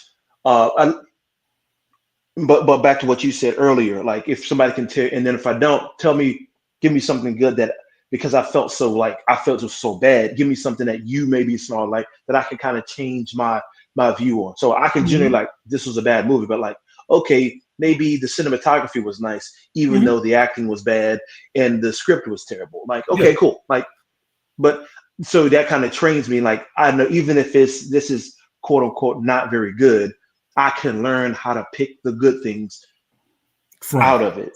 Yeah. I think that's a better way to put it. Yeah, the most you guys will see me do on here is I try to pique your interest to look at things. And at least to look at things with a sense of curiosity and wonder to see, okay, let me see the story that they're telling me. He thought this was good. Why did he think it was good? You know, just to pique your interest, because I've mentioned 3 movies already in this shit. The Untouchables, Silverado, and 8 Million Ways to Die. You can watch all 3 of those movies and say, man, some of this shit is hilarious. What was it last week we was mentioning Jim Cotta and shit like that? Why? Because these are all old movies that I've seen, and they're not old in the sense of it was made in black and white era. No, this is just the fucking 80s. It's just the 80s and 90s. They were pumping out so many goddamn movies, dude. You couldn't have possibly watched all of them. So there's a lot of stuff out there for you to get your seasoning with of understanding where things have come from to where they are. Because if you can see something as being really bad, like you're saying, there's probably some good stuff in it. Probably is. Because even, look, Robo Vampire is objectively one of the shittiest vampire movies ever fucking made. Until Artie Idmore was raving about Robo Vampire and asked me to watch that shit, and then I watched it and it was trash from the 80s, it's more fun to watch it because it's so fucking ridiculous. I love that movie now just for the amount of laughs it gave me. It makes a smile just come to my face every time I think about that shit now. And it's a trash shit movie. But there is a place for shit movies sometimes. If you're going to sit around with your homeboys on a Saturday, y'all going to drink beer or popcorn, whiskey, whatever the fuck you're doing, and you just want to have a laugh, or you one of these dudes that like getting high all the time, if you want to sit around and get high and laugh at something, you can put on Robo Vampire. Y'all would laugh your asses off. You laugh your ass off. But at the time they made that movie, they was taking it seriously. It's hilarious. It's like putting the Phantasm on for my kids. That shit was terrifying as hell to me when I was like 8 or so. 8 to 10. I put that shit on for my kids. They was laughing their ass off at that shit. They didn't believe the blood. They didn't believe the scariness. They was in there fucking chuckling. Said the blood looked like Chipotle sauce. I was like, I'm done. I can't watch this. Y'all ruining one of my favorite scary movies. And then you got your kids looking at you, so I was like, damn, this was scary to you, Dad? Oh my God. Even the youngest one, even my daughter, a little scary ass, she was laughing her ass off at that shit. They could not take it serious at all, dude. I'm like, even the little trolls or whatever they were from the other dimension, it was beating up the people. They was rolling. I'm sitting there like, yeah, this shit is kind of silly now. Because I remember being terrified of that movie. I remember being terrified of that movie when I was younger. Now here they are close to my age watching this shit. They laughing their ass off. This shit is ridiculous to them. Oh, man. Okay, time has moved on. Facts have gotten better. What scares people in the 80s is not what scares these motherfuckers in the 2000s. Mm-hmm. That's nothing, man. That's bullshit. That's trash. That's trash, Dad. That's not even a midget, man. It's just a puppet. Just what you had to be there when it was scary. Artist in a cheap Star Wars coloring book from the dollar store would be better than the Acolyte. It could be. It could be. There were some good performances in there that were dragged down by how shit the story was. Because make no mistake about it, the dude playing the stranger, I think he did his work fight choreography wise. He did his work. While the character might have been interesting, how that character was positioned was not. Because basically he in there like a fucking pedo. Like trying to seduce a young girl to his cause. No, we just got one lightsaber and we're going to share it, baby. You can be my acolyte. Your sister got a little bit of this training, but now I want you because you're a twin. So I want to see if it's the same all the way up. He looked like he was grooming her. Like a pimp to me. Yeah. I fucked your sister. Now I'm gonna fuck you too. But you're gonna want to. You are gonna want to fuck me. That's what the first Star Wars movie where you got people leering at somebody's dick, and it's supposedly written by a lesbian. I'm like, she ain't a lesbian by choice. She a lesbian by circumstance, nigga. That's what she was left with. Because no dude wanted chin near his dick. But apparently, you still got some penis fetishes. Because that's all I saw in that shit. Even down to the veiny, girthy lightsaber hilt. Oh, goodness. Veiny, thick, brown lightsaber hilt. I was like, if that is not a metaphor for what they want, how they have the power, like, I don't know what is, dude. You had whole dudes making lightsaber. They never made some girthy ass shit like that. Because those are white dudes. But you know what I'm saying. You know? Each passing year, a lot less scares me. No shit. That's just how it is when you grow up, Charles. It's just how it is. So it's funny to think about. That's why I say you have to go back every so often and watch some stuff from your past that you really enjoyed and see if you still really like it. That's how you can tell how good it is, right? Go back and watch something that you were scared of when you were younger. This shit might not be scary at all now. It's just because you've lived longer now. You've lived more life. You've seen more shit now. Yo has been in the war zone, dude. Next to an IED going off next to you, I don't think yo has to be scared of too much, especially being a Baltimore cop. Just saying. That's supposed to be in and of its own. 8-legged freaks isn't going to do it for you now. No. Unless you got a serious spider phobia. And if you've seen 8-legged freaks and that freaks you out, you need to go back and watch Arachnophobia. Oh, yeah. You need to go back and watch Arachnophobia. And then after you watch, if you want to do creepy spider movies, you watch Arachnophobia, Empire of the Spiders from like the 70s or some shit like that. And what's another old black and white one, like Attack of the 50-Foot Spider or some bullshit like that, I think it was. Watch some of that shit. Arachnophobia will probably fuck you up because that was done in the 90s where they actually trying to be campy but scary. had your ass in situations where you like, dude, I be in situations like that all the time. Fuck that, because I walked into a HVAC room yesterday in broad daylight, and it was a spider web up on there. I said, where are these goddamn Black Widows at, man? What the fuck? No, it's not a good time. Those 90s like monster movies. I love those. That's my jam. Yeah, because they're trying to scare you. Not just piranhas. They're trying to scare you. Piranhas, Lake Placid, Tremors. Fuck. The Relic. The Relic. Yes. Jeepers Creepers. Where'd you get those papers? Nightmare on Elm Street, the original ones. Right? Mm-hmm. First couple of them, like the first 3 original ones. Mm-hmm. Hellraisers. Okay. Way to take Lake it back. Placid was good. Yes, sir. Anaconda was just good for J-Lo in the water. Yes. J-Lo Ice Cube, right? And I found out the behind the scenes on that movie. That Cube had them rewrite the script to make him to where he survived. He said, I would do it only if y'all rewrite the script and I survive. And they did it. Yeah. That was interesting. Yeah. There's There's a bunch of them, a bunch of horror movies. I would tell you watch Shudder. Okay. Not Shutter Island, Shudder, the one about spirit photography. And then the Japanese version of The Grudge. Oh no. The Japanese version of Shudder is creepier than actual Shudder. That was when Hollywood was bringing over Japanese horror movies and making them Americanized. So they made a bunch of these movies that were Americanized movies, but they were based on Japanese movies. So it was the same movie. They just took American actors and put them in it and then shot the same movie again for American audiences.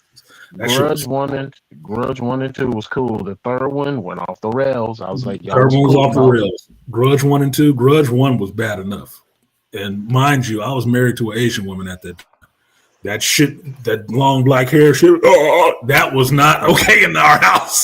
That was not okay in our house, man. Don't She you could dare not come out the shower with him. She Don't could you not come dare. out the shower with that shit. She'd do that shit to my son. He'd be like, that ain't funny.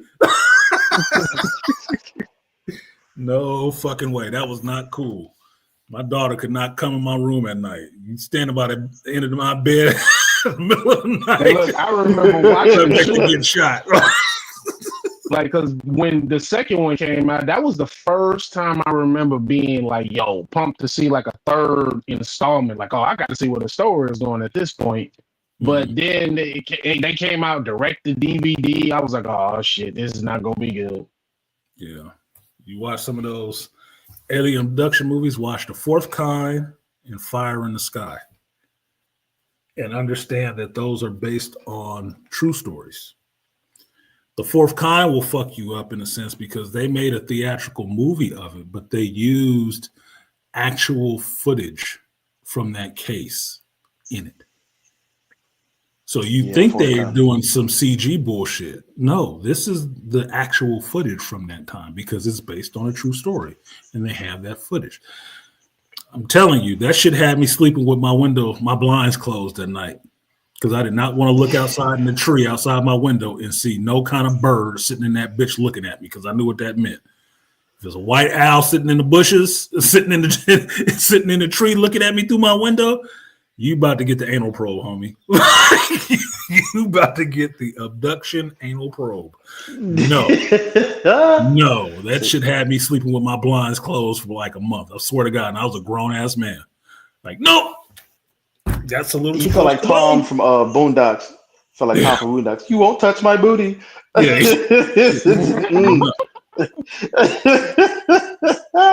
Oh, Tom.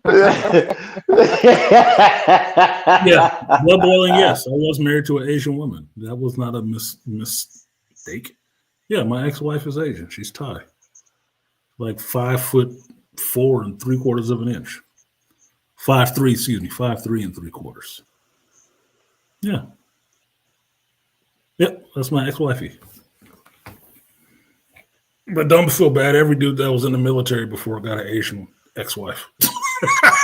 especially if you've been stationed overseas, motherfucker. How do you think they get here? Don't worry, you just a starter husband. They divorce you and find white boys, and that's by design, not because you fucked up. It's just by design. Yeah. Life is stranger than fiction. I've seen it too many times for it to be just me, nigga. To get your kid, like, all right, you got your 1 or 2 kids, and then I'm about to be out. That's 7 years, nigga.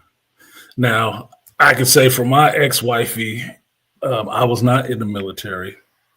She was a military brat, but I think she'd be first gen here. She was raised here the whole time. So yeah, it is what it is. But the family, my ex-in-laws, that's how every one of the sisters got here. That's how every one of the sisters got here. And they was all married to black dudes first. Then they divorced them and got white boys. So now they get to be bosses in their house.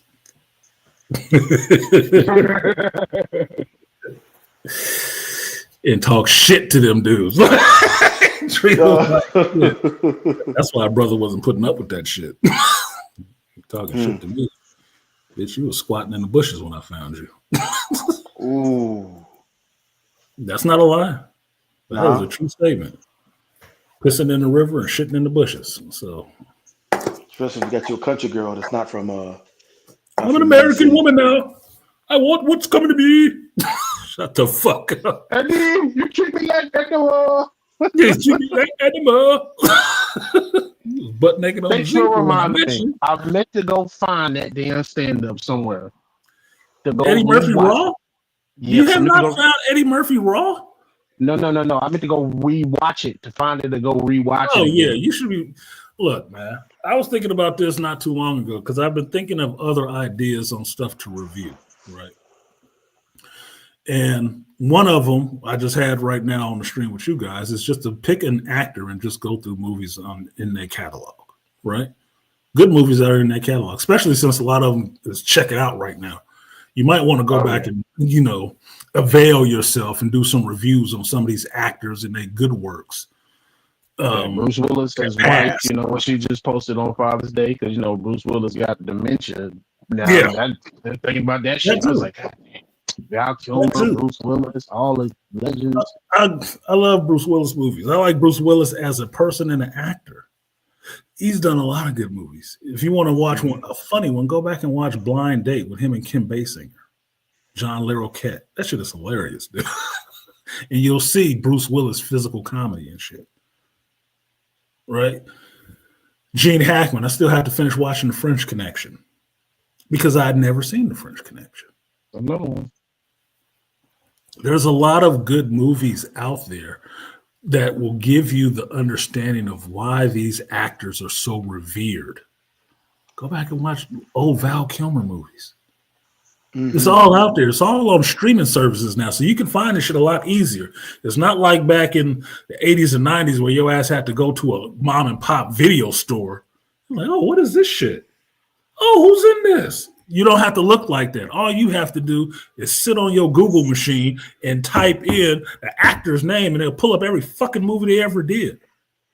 You're like, oh, I got this list. Okay, I can go by years. Okay. Here's the list. What streaming service is showing this? And they'll link it right to you. Like, oh, Tubi? Awesome. Amazon? I'm already paying for that. You'll find a lot of stuff. I was watching The Untouchables last night on this fucking Roku smart TV. It was just a free-to-watch movie. I was like, The Untouchables is free to watch? Hell yeah. Bam! Let's get it, man. I don't give a fuck what time it is. 10 o'clock at night, I don't care. I'm watching The Untouchables. IMDb has it all, like every actor, just whatever they've done chronologically from starting with the thing they did most recently. Yeah, I love stuff. Most recently to the end. So you can, like I said, just pick an actor. You can go to the bottom of the page and be like, okay, he started acting in 73. What was his first film? Oh, what was some random. What was his get on? Yeah, what was his get on? Yeah. Which was his first speaking role? Which was the roles that really made him stand out? Which was his Academy nomination nod? Did he win an Oscar? Yeah. Did she win an Oscar? What was the Oscar with his name? I mean, I remember stuff like that, and I missed it. I think it was Malika who reminded me of it. It was like I couldn't remember why Helen Mirren was such a actor, why this old British woman was trying to act all sexy, until Malika reminded me Helen Mirren was the one in the Excalibur movie that I loved. I'm like, holy shit, that was her. She was hot shit one time. She was a hot piece of British ass back in the day. Now that's why she was this old lady sexy and shit. Now I get it. I don't know how I was having that disconnect that they was the same person. I don't know how I was having that. But back in the day, oh yeah, Helen Mirren was a hot piece of ass, dude. Like, how the fuck Morgana with Faye back in the day too? Just not. King Arthur times? Yeah, I might have slayed her too, man. Look, it worked for the Lannisters. Morgana would have got some Faye. She's got. Oh my goodness. But yeah, now it makes sense. Oh, that's Helen Mirren. Got you. Okay, yeah, she was hot one time. Okay, so Bruce Willis was right. There was a time.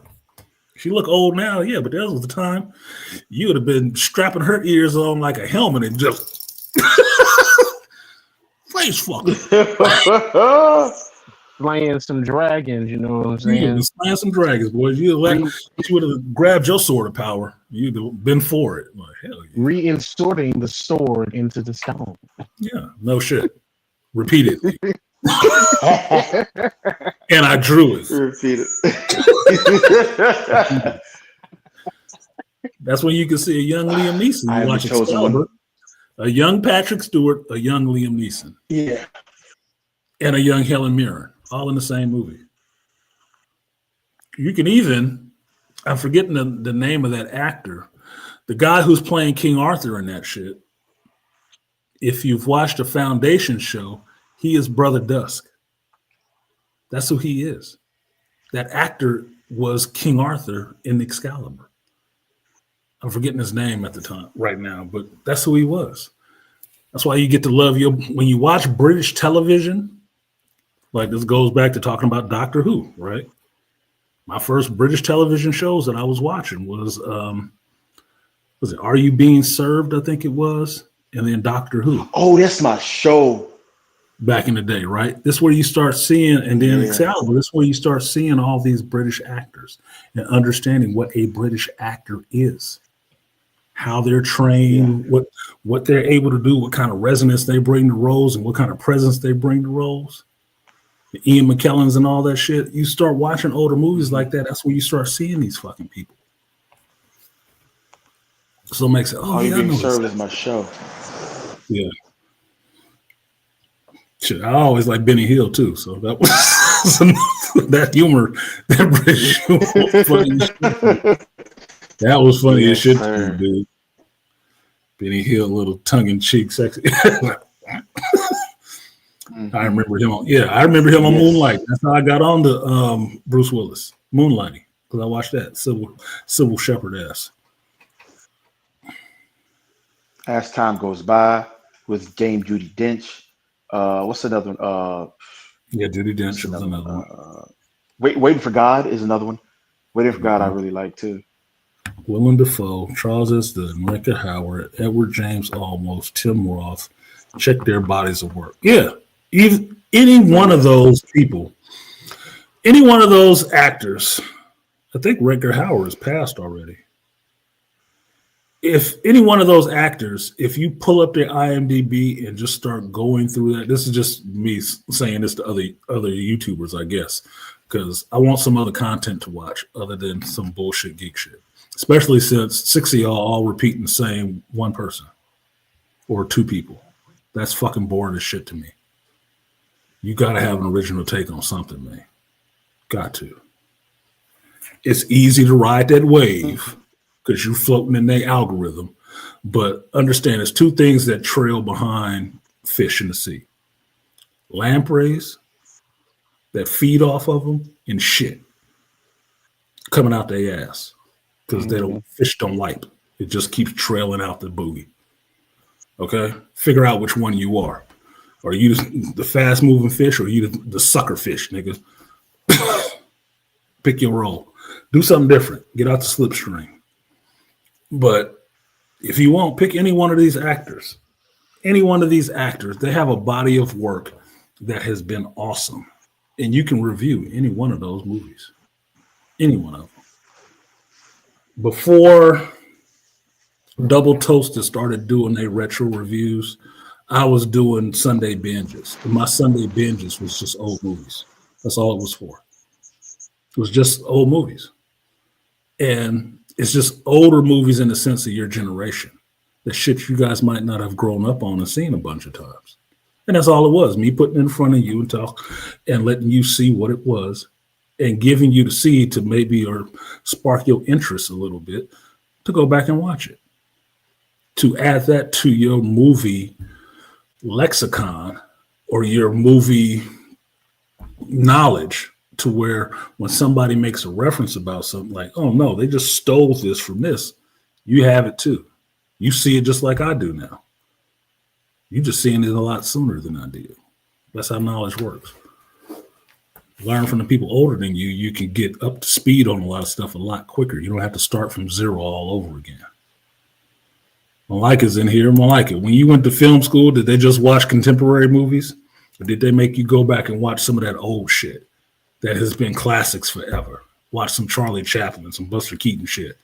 So you understand how this genre has come up and how people steal from that stuff all the time to this day because they can't write well at all. They're not doing any original ideas. They just remaking something that worked in enough alteration to say to poke their chest out. I would even argue that it also, when it comes to the artists, because like one of the things I used to talk to like the kids that was at the facility about that wanted to rap, and I would have to like break down like what an artist is. I said an artist draws inspiration from many areas of life. And so when you are writing your rap, I said, do you want to, I said, now that sounds great. You talk all that drink drag all you want. But I said, do you want to last for a high second, or do you want a career with some longevity? Do you want do you want to be like a J. Cole or a Kendrick or any of those guys who've been around for a minute? I said, you have to actually expand your musical palette. Like one kid that I would talk to who I could have these conversations. He wasn't but 14, and he'd say, talk about, some Gladys Knight. I was like, nigga, what you know about some damn Gladys Knight? That was before me. Yes, that was before me. And he was it, man. I my auntie, all them and my uncles and stuff, they made me listen to that music. And so when a lot of the kids throughout the different facilities that was unfortunately locked up, they knew who he was, so they knew he would rap. And I said, now I know why they say you one of the best rappers, because you a reader. And you listen, your music, you don't limit yourself to just hip hop. You listen to all kinds of music. And I said, and that's the way you can make yourself pop and last longer, by being an artist. And I said, and so when we look at a lot of these people that write this new stuff, they don't have any inspiration outside of what they know. They don't want to listen to the older stuff, and they don't want to, and more specifically, they haven't lived experience. They haven't lived outside of their communities or their cities or any of that stuff. So this is the thing, basically. How do you get lived experiences if it's not just from living through it? You got to talk to people who've actually been through it. Yep. I'm not old enough to have ever been in World War II, but I can learn from someone's lived experience by talking to a veteran from World War II.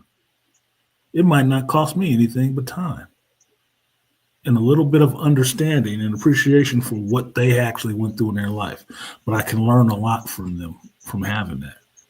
The other thing is, we're still talking about music. In my day, that was the difference between being a rapper and a hip hop artist. A hip hop artist was invested in the culture, understood the culture, could track his roots back, all that shit, understood the different styles in it, all of that. The rapper was the motherfucker who just did it for money. What you would call like a studio plant now, right? That didn't have any real artistry. It was no different than being a singer that just stood up there and sung these lyrics that somebody else wrote that they bought from somebody else or stole from some other under artist, put it in front of your fucking face, and wheeled you out there on cue in front of the lights and stuff to act like this is my new song. There was a difference. There used to be a huge difference between what was a rapper and what was a hip hop artist. The artistry part was the main thing. You had to be creative. You had to write your own words, think your own thoughts. Excuse me, back that up. You had to think your own thoughts, write your own words, and deliver your own way. It wasn't all the same. Everybody was different. And that's why those rappers stand out. Today, you can't tell, you can listen to the radio for 1 hour. It would probably all sound like the same motherfucker. Oh, yeah. It all sound like the same dude. Same cadence, same delivery, same beat, same, like, goddamn. Where's the difference? I remember when I found out Travis Scott was from Houston. And I found that out because Bun B said it. I said, he's from Houston. I said, that's not how. Who the hell is Travis? What song does he sing? I was like, wait a minute, what? He don't sound like no Houston rapper. Because I remember listening to the Welcome to Atlanta by Jermaine Dupri and Ludacris. And my cousin is like, 14. He like, wait a minute, do we have a song like? I said, bro, do we? I said, every region in hip hop just 10, 15 years ago had their own unique sound, style, and pump up their city or region of the country anthem. I said, the problem is you grew up in an era where everybody sounded like. So listening to, I had to play, being from Texas, I had to play the Bun B star Draked Up and Dripped Out. I said, look, here you go right here, Draked Up and Dripped Out. Here you go, here's the remix. You said, because y'all don't do remixes. Remix where you got everybody from Houston rapping on the song. And so Millionaire, all them boys on it. Yeah, you come up in the era where everybody sounded like. Look, even you can make it really small. Even in my area, which is the Bay Area, there's a lot of rappers that come out the Bay Area. All of them don't sound alike. Even in this little 3-city area, San Francisco, Oakland, and Vallejo, they don't all sound alike. That's why E40 sound different than Too Short, and they ain't but 15 minutes apart. A rapper from your neighborhood might not sound just like you. Your delivery is not just the same as them. So that's why for me, coming from that generation, I don't get this everybody sound alike bullshit because everybody is not supposed to. It's like Malika saying, it's not copy and paste entertainment over here. It's the industry. You were talking about industry standards though. Having done a little bit of work in kind of music, they have it's like we're looking for a X sound. We're looking for the Too Short sound. We're looking for somebody who gives us, this kind of thing because they're on some other label. This label wants, Warner Brothers wants what Sony has. So Warner Brothers is going to look for a guy who sounds like XYZ. But then everybody starts doing that, and then there you get the homogeneity coming in there. You don't get that kind of, you don't get that difference. You don't get that, that's the these problem. People do this and that do that. Yeah. But that's the problem. Rap for a long time didn't operate like that. They didn't operate like the music industry because they were outside of the music industry. We were that fad shit that was going to go away. Yeah. When the music industry started taking it seriously, and it only took them seeing how much money the shit was generating for them to actually take the money part of it seriously. They don't take the craft seriously at all. They don't take the artist seriously at all. That's why you have some really great rappers from the 80s and 90s still ain't made the money some of these trash ass motherfuckers making today. Yeah. That'll make tomorrow. Like, I sold out an arena. For what? To who? Garbage. One thing I also reminded I had to take. I was reminded. I said you used to, and I said sounding alike used to be a big no in hip hop. You used to get your ass kicked. You used to get your ass kicked for biting what was called biting somebody's shit or biting their style or biting their rhymes. That's what it was called. You would get your ass kicked for biting somebody's rhymes. If we knew, having been somebody in the 80s who was in some rap battles, right? If we knew you bit a line from somewhere, your ass was not considered nobody who could spit. You couldn't rap. You couldn't.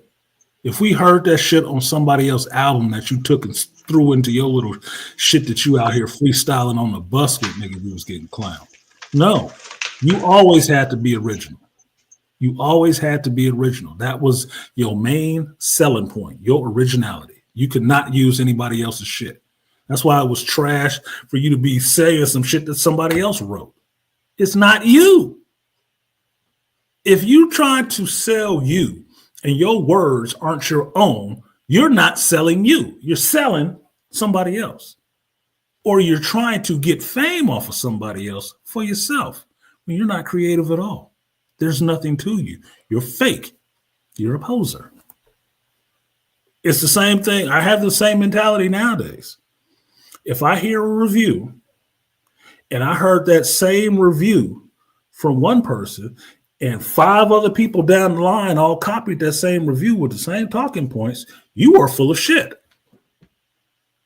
That means I don't need to watch y'all all week because I already heard what your mouthpiece said. I don't need to hear the echo boxes. Don't. What's the point? Mm-hmm. You have to have your own mind and your own words. People are cowardly though. People from California all sound alike to me. Yeah, they don't sound like Baltimoreans.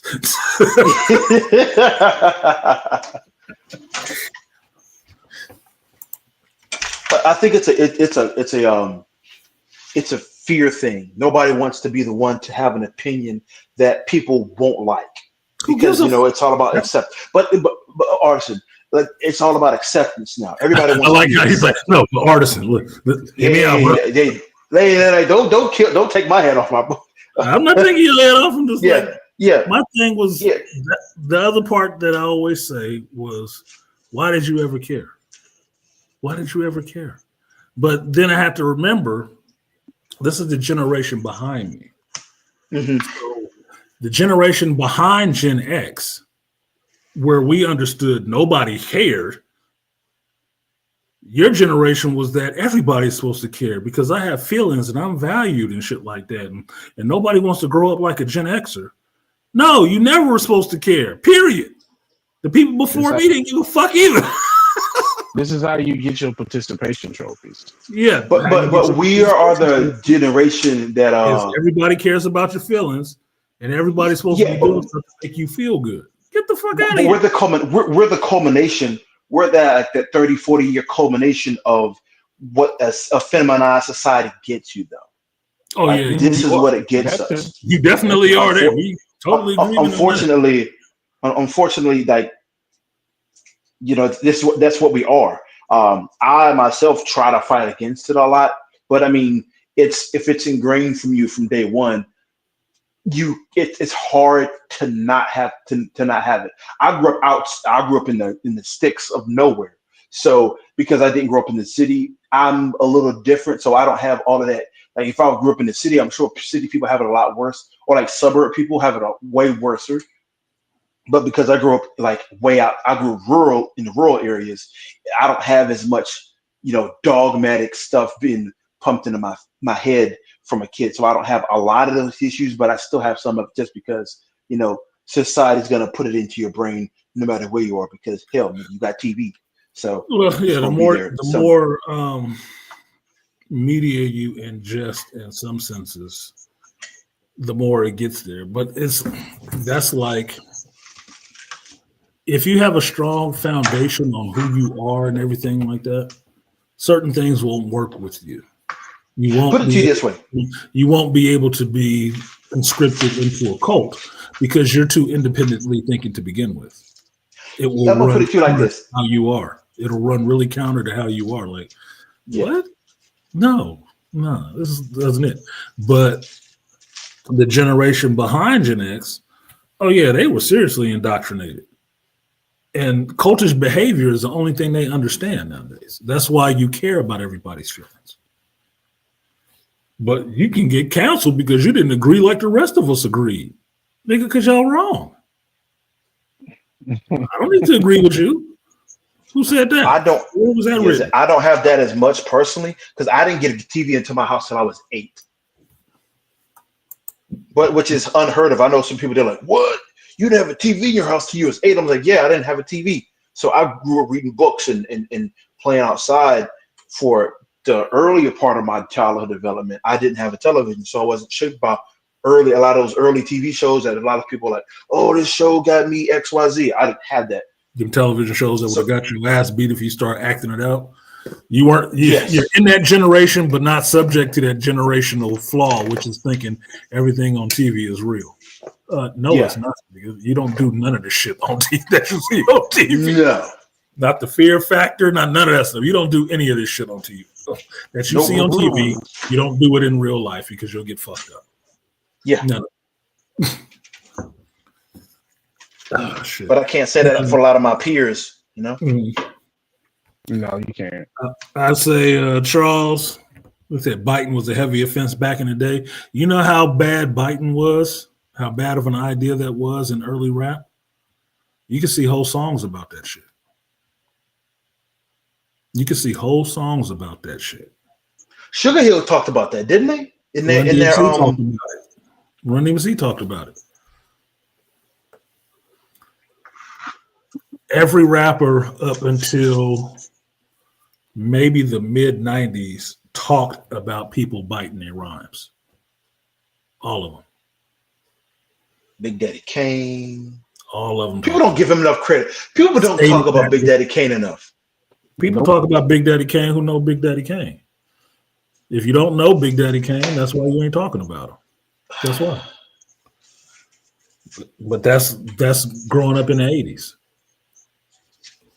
Big Daddy Kane and Rakim was both from New York. They didn't sound alike, nigga. And you knew specifically, this nigga that ain't dancing, that ain't Big Daddy Kane, okay? Yeah. The Prince of Darkness. No. Now every New York rapper want to sound like Pop Smoke. Shit, well, New York started to try to copy the South, and then that's where that sound came from. I was like, where did that shit come from? Because I hated when that started happening. Because I started recognizing that when they wanted to mimic the South, I was like, whoa. New York had its own style, and we can give New York the credit for being the origin point in some sense for some of the hip hop stuff. But every other area had their own style, and what New York and some of the other places did is start incorporating those styles to make their side pop again. But it's just influence, right? If you're a kid from like Matt was saying, from a rural town, not in the city, once you visit the city, your view changes a little bit. Right, your view is going to change a little bit, and there will come a point where you will input more of what you've learned from the city into your music, so your music will change. Like Kendrick, Kendrick's music sounds one way before he did Black Panther and got to go with Ryan Coogler over to Africa for a while. After he spent some time in Africa, his music changed a lot because now his mind works a little bit differently. It's been exposed to more different things and cultures, where that has to work its way into influence in how he makes his music. It has to. But that's why travel is such a good idea when you're young, because it opens your mind up more to new ideas. That's why you have to be open to it. If you're really closed-minded and go out there in the world, you'll go through a lot of places and learn not a goddamn thing. It won't shape you and help you grow from where you came from to who you are now. You'll still be in that same little box, fearful of everything, and everything outside of you is weird. You can hear no idea except the ones rattling around in your own fucking head from the little box that you were born into. Your life is supposed to be a series of moving past boundaries and out of boxes. First box is the womb. The next one is your fucking crib. The next one is your house. The next one is your neighborhood. The next one is your high school. The next one is your college. The next one is the world, nigga. You're supposed to progress out there to be more well-rounded, so it seasons who you are as a person. Like you were saying, Beastly, life experience. All your life experience ain't got to be some bullshit that you heard on somebody else's song. I only know about the projects. Nigga, you never born in a project. Shut up. Do you know anybody in the projects? Visit? No. Then that's just not your life experience. It's okay. It doesn't have to be, because the people that did live in the projects, they don't paint a rosy picture. So count yourself fucking lucky. Count yourself lucky. So your experience is what you have to offer. Like, since we're still talking rap, Eminem's experience ain't from living in the projects, is it? No, but he can tell you about a fucking trailer park, can't he? Have you ever lived in a trailer park, boys and girls? No. But if you lived in a project or some other slum and some other places that we don't call them projects on the West Coast necessarily, because they ain't high rises, they low rise. Living in a broke place is living in a broke place. You understand that part. So that's where they're the same. East Coast, they built them high. Towards the West Coast, they kept them down low. Just differences. We got earthquakes. We don't build shit high like that, especially not for poor people. Don't need everybody to see your ass. We need you low to the earth, so we can look down on you from our high-rise buildings. Someone always talked about somebody biting. He always talked about that shit because that was the time for it. That was the time for it. If plagiarism is a crime, and one of the worst things you can do as a speechwriter or anything else, why would you think that biting wouldn't be a bad thing in rap? It's the same shit. It's plagiarism by another name. It's the same thing with echo boxing on YouTube. It's plagiarism by another name, just like biting. And that's something we have to thank Drake for and guys of his ilk. Well, more specifically Drake, because for a long time the conversation in rap was like, oh, Drake's not a real rapper because he doesn't write his own raps. Like that was a huge. People have knocked down, dragged arguments about that just because that was, he was just some kind of Canadian dude who wasn't a rapper who popped up all of a sudden and now he's a rapper. I'm like, wait a minute, is he a rapper or is he just an artist? This is the thing this is why me personally, I don't give white rappers, Asian rappers and shit like that a lot of crap. Because yes, rap may have started with black folks.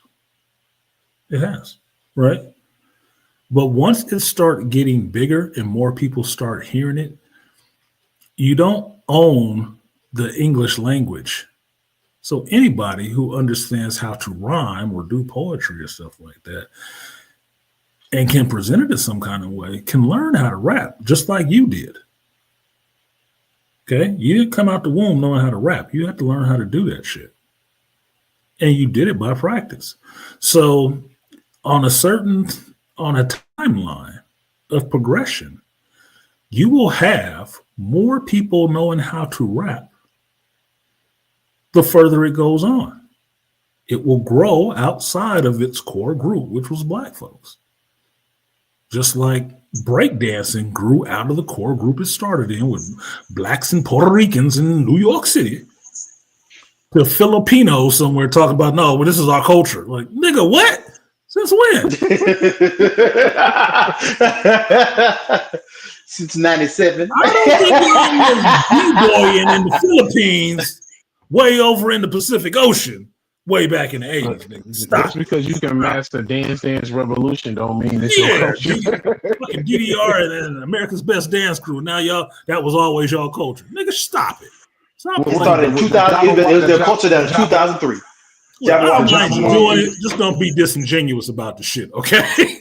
Just don't be disingenuous. Jabberwockies were cool, but calm down, man. Yeah, I like the Jabberwockies too, nigga. I know they didn't make that shit up, okay? I saw them same standpoint theory back in fucking 82, okay? The only difference was we was doing it at a fucking talent show. That's the only difference. Getting paid it's standpoint theory. That's all it is. It's just standpoint theory. That whole like, well, from our standpoint, this is the truth because what started here for us. It's like just because it started here for you doesn't mean this is where it started. No, that's where your beginning of it is. Exactly. That's where you picked it up, nigga. But no, it's not. It didn't start with you. You can forget that shit. Nobody is co-signing that. And yeah, ghostwriting has been around for a long time because ghostwriting is a music industry term. It wasn't a rap term. It was a music industry term. Oh shit. Because a lot of singers had ghostwriters. You know, every singer is not a singer-songwriter because there are songwriters. That's been happening in music forever. Right? You could have people who could just sing but couldn't write for shit. Somebody else wrote for them. Probably their backup singer. Right? So that's been in just regular music forever. It wasn't necessarily in rap because rap was always about you and your experiences. Who can write about you and your experiences better than you? That was like a prerequisite to do it. To me, this is just coming out of late 70s, early 80s. That was who you were because it was about you. You had to do it. You can have some people that was hell of a writers, couldn't deliver it. Worth a fuck. You had some people who had to deliver it. Maybe they didn't have stories. Ice Cube is a hell of a writer, but if you talk to him, you'll find out earlier on he wasn't doing none of that criminal shit. He got a mother and father at home, nigga. So what was he doing? He was telling other people's stories. Being creative. Once upon a time in the projects. Did he ever say he lived in the projects? No. No, but he told you a story. That was a whole genre of rap. Just storytelling. Just storytelling. What else you can do with this shit? The thing that became more popular was party music, drugs, and gangster shit. Everything skewed towards gangster. Even the R&B. Especially now. Well, because the little white kids gravitated to it, and they were like, "Ooh, we can make money off these little white boys who want to fantasize about being, yeah, because they gravitated to it for what? Because they didn't live in the fucking projects. Mm-hmm. They didn't. That's why it was interesting to them. Nothing that you're used to is interesting to you. When I listen to rap and stuff like that, like it'll surprise some people that I like weed smoking songs. They usually have better beats, more mellow. I don't smoke weed, nigga. I haven't smoked a joint since 97. August of 97. I remember the year and the month for that reason. But I like weed smoking songs.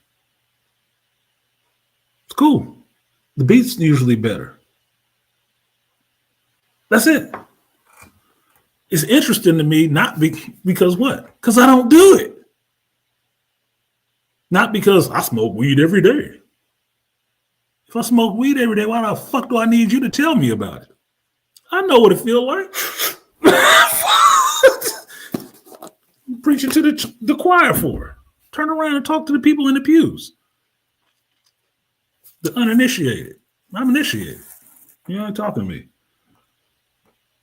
So that's what it was for some of the white boys. They was getting to hear about these black folks' lives.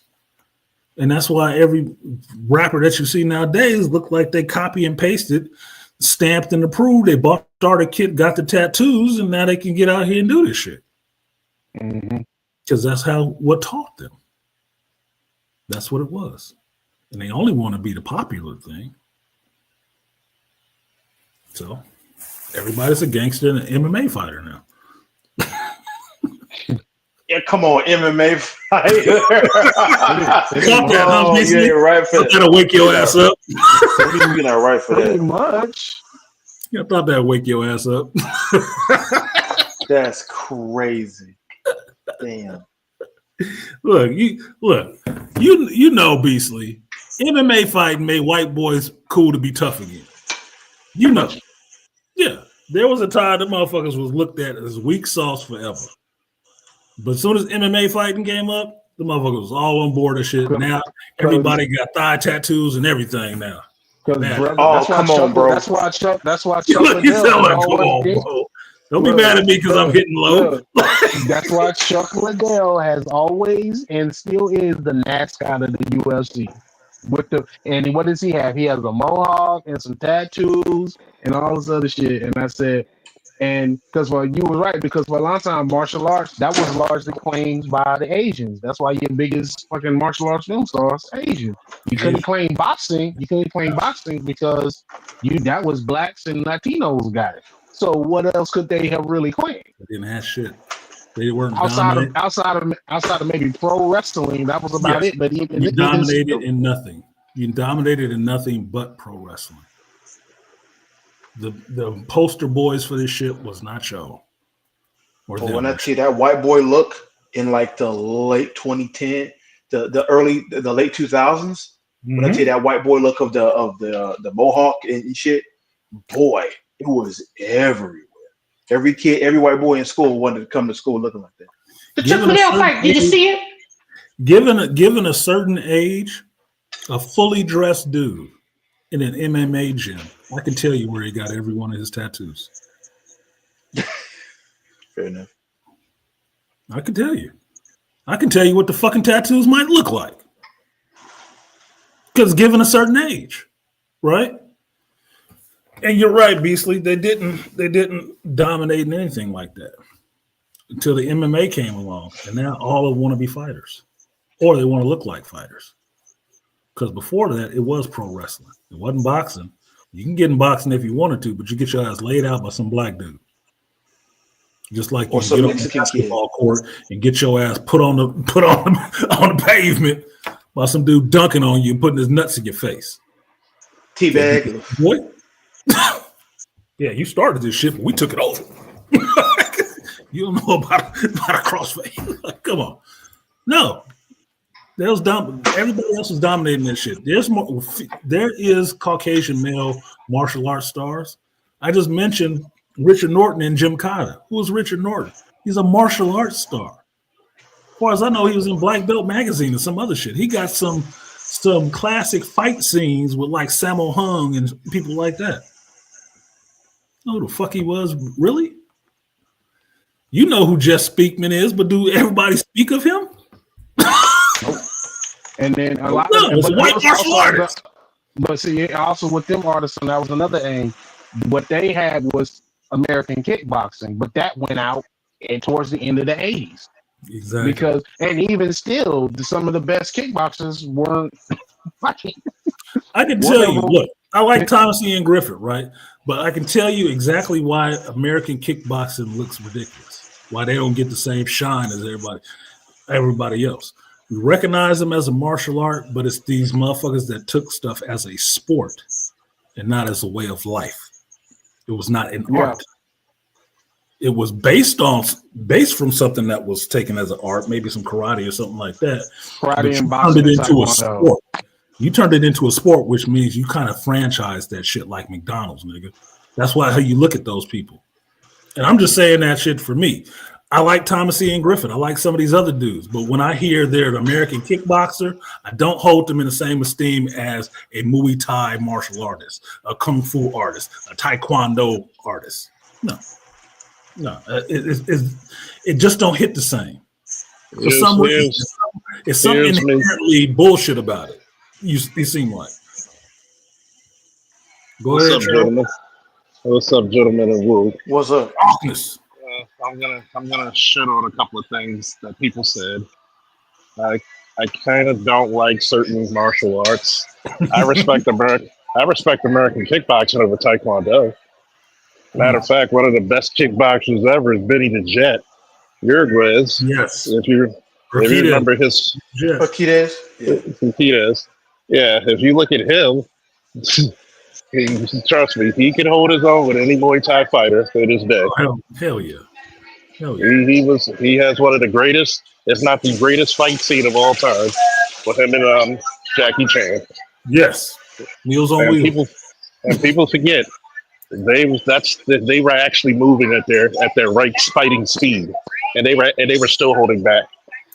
Number two, Muay Thai is devastating. It's cool, but there's only two things you got to look out for: is elbows and knees and low kicks. They can't box for shit. Kung Fu is hit and miss, and it's a lot of misses. If you never been in the street, I don't want to hear shit about your art. That's how I take it. People say, "What have you done?" I've done boxing, wrestling, and catch wrestling. How you know it's effective? I've said, how many times have you heard me on the street as a cop get my ass whooped or sending people to the hospital? But Charles, I do BJJ. I'm a blue belt. Okay. Bro, Don't don't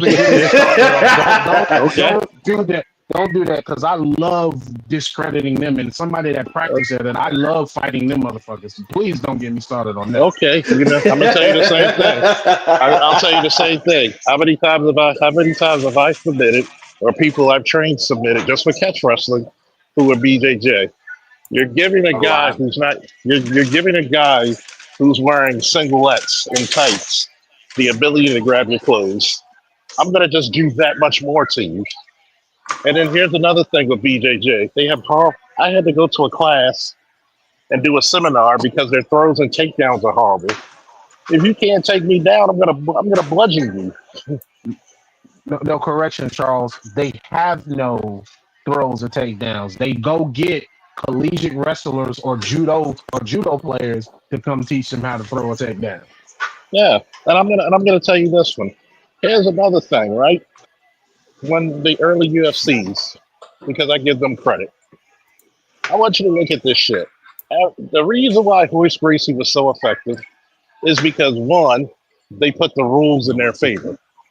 Yep. When Dan Severn fought, do you really think? Because I'll tell people there's difference, and you could go back and look at it because I still got the goddamn VHS. I'm that old. Go look at UFC 4, where he wasn't striking him, and you take the Return of the Beast, which is UFC 5. Do you think he could beat that Dan Severn? No. It took goddamn Ken Shamrock to choke him out with a guillotine. And people forget about the Pancrase Association with Shamrock and Boss. You want to get your ass kicked? Go to Dutch kickboxing. Yep, that's where it's at. Where you got Boss Rutten and Vesto Hoos. What's the guy who just retired 2 years ago from MMA? Overeem. Alistair. Yeah, Alistair. The his brother. Man. And his brother. Go. See, I tell people, if you think you're a bad motherfucker, go to a professional fighter and start swinging on them. They're not going to hit you. They're just going to block because you're going to wear out in about 30 to 45 seconds. And they said, oh, you just wanted to hit me. And they're going to be like, when you're dead tired, oh, here's the real fight. Well, that's what you're going to get. Charles, not to mention who was known as the Gracie Killer, Sakuraba. What was Sakuraba's primary style? Catch wrestling. Catch People wrestling. Don't even understand. That's why he was able to beat so many Gracie family members. I said because he used catch wrestling. And by the way, I know artists is trying to get back to the show. Before y'all get to trying to do a second show of catch wrestling, I'm playing this Benny the Jet and Jackie Chan fight for y'all to see this speed that these dudes are going at. This is not film tricks. This is them. And by the way, they were still holding back. Yeah. They're still trying to be filmed. Put it that way. They're still trying to be filmed. But as fast as they going from punch to kick to knees and stuff like that, that's them. Yeah. And Benny the Jet is given that nickname for a reason, not just because somebody was cool to give him a nickname. But no, he's fast.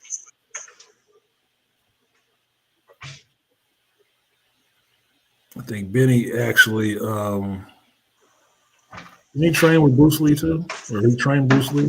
I think so, yeah. I think he also trained with Joe Louis, not the boxer, the kickboxer. Joe Louis. I think he was a Joe Louis student. Look at that shit. Boy. Woo! And this is premium shit, Jackie Chan. Mm-hmm. That's why Blood Boiling is saying, I'm looking at some Donnie Yen stuff more recently. Dude, you ain't got to tell me about Donnie motherfucking Yen. But there's no way you can tell me that Donnie Yen right now is faster than he was in some of his older movies. No. Eat Mom. Woo. Coochie cool, motherfucker.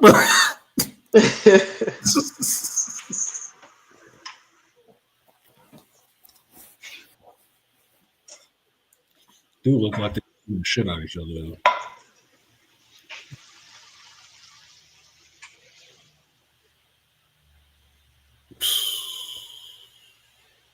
Stiff.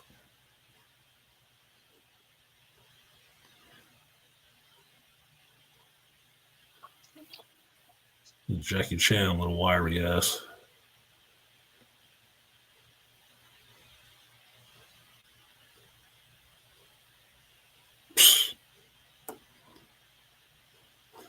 All right, that's enough of that shit. All right, what time are we at? When he started beating, this is when he started beating him up, and that's when it becomes, Jackie Chan's movie. Yeah, I'm good. I'm good now. I'm good, bro. Go ahead and do your thing. Yep. So it's 11:43, so I got to start winding this up now because I got to get to the spot so I can start warming up for my match. Oh, you got a pool game today? Yes, sir. All right. 9-ball playoffs. All right now. Playing for the Vegas experience. Ooh, you're gonna be on Take TV if you win? No. ESPN the Ocho? No. But if we win this match, we'll get the Vegas experience. So in August, I think it's the second week of August, the 12th through the 16th. If you watch an ESPN, I think they'll show it on there, and watch the APA World Tournaments, we'll probably be there. That's where I'll be. Okay. All right. I'm going there anyway because I'm taking vacation around that time so I can go to Vegas for that tournament. So apparently, from what I don't understand why they keep getting this shit confused with people, like they misselling it. Apparently, we don't have enough teams in our division to play, or in our region, we don't have enough teams to get put in the world tournament. But we can do the experience, which means we can play in all the mini tournaments. Which sounds like some bullshit. I could show up there on my own and play in the mini tournament as long as I pay my money. So that seems kind of bullshit to me. So whatever, however the fuck is working out, the people who win this playoffs get paid to go to Vegas and have that experience. So this is Jeanette Lee's federation. So she'll be there. Some of these other people, Venom, Dr. Q, some of those other people would be there doing demos and shit like that, but they're the people who run it, the big names in it. I just want to play in a tournament, man.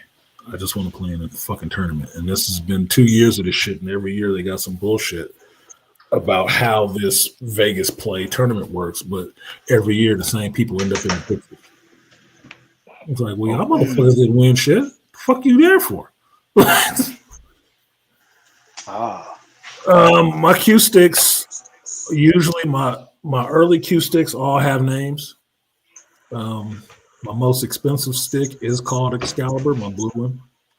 The ones I have right now that I use, I start thinking of a name for my one I use for 9-ball because it's not a really expensive cue. I don't think your cue sticks need to be really expensive. They don't. They just need to be straight, right, and have a good tip on it, right? Like, dude will tell you he'll pull a limb off a tree and shoot with that. Take the leaves off of it and shoot with that. Yeah, because good shooting is just good shooting. You can shoot good with a house cue. But so I don't believe in usually spending a bunch of money on sticks unless I'm going to buy something specifically for a reason, and I need to be playing professionally to be doing that shit. I'm not blowing a shitload of money on it. So my most expensive stick, which was like $110, $112 when I bought it in Colorado in mid '90s. It's probably worth more now. I don't know. But my stick that I use right now, I'm thinking of calling that one ribbed, just because the bottom of it, it's called an ergonomic, but it looks like a fucking dildo for chicks that's ribbed. But it grips really well. I'm thinking of calling that one ribbed. That's the one I use for 9-ball. The other one is a Mizrac stick, which for me it's poignant because when I really started taking pool serious, it was from the book that I got was from Steve Mizrac. Right. So this is one of his production cues, but it's a cheaper one because it's a wrap, which means it looks like it has detail on it, but it's not really detail in the wood. It is a wrap over the wood, which is kind of bullshit. But I hadn't bought one of those before, and I bought it, and that's what it is, and now I know. But it's still a good stick. It's solid.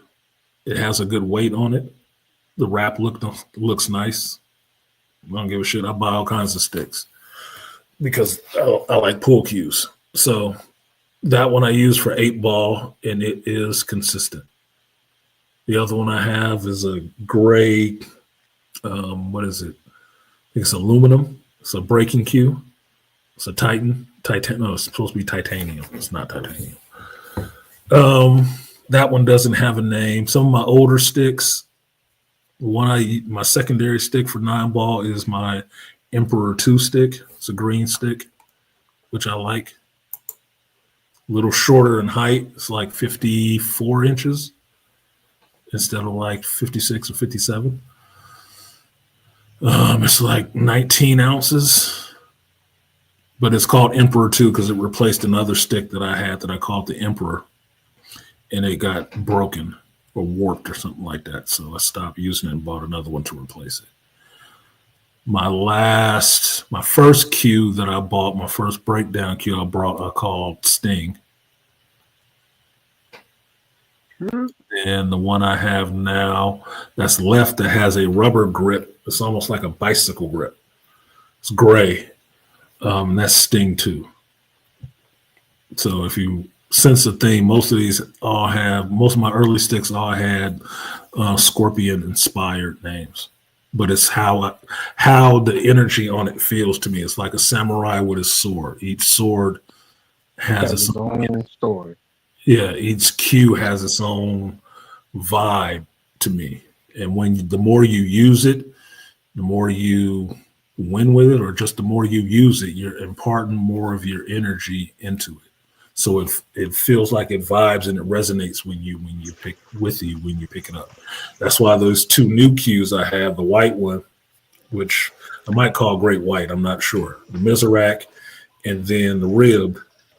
I'm using those 2 more, and I'm winning more games with them now. When I initially got them, it didn't feel right. It did not feel right. It's like wearing a new pair of shoes or something like that. It doesn't feel right. But right now, the motherfuckers feel like this is an extension of my arm and an extension of my wheel. The chi is about right with that shit. That this is my lightsaber. It will do exactly what I want it to do. And it miscues a lot less times now too. But that's me and my vision and my feeling on that shit.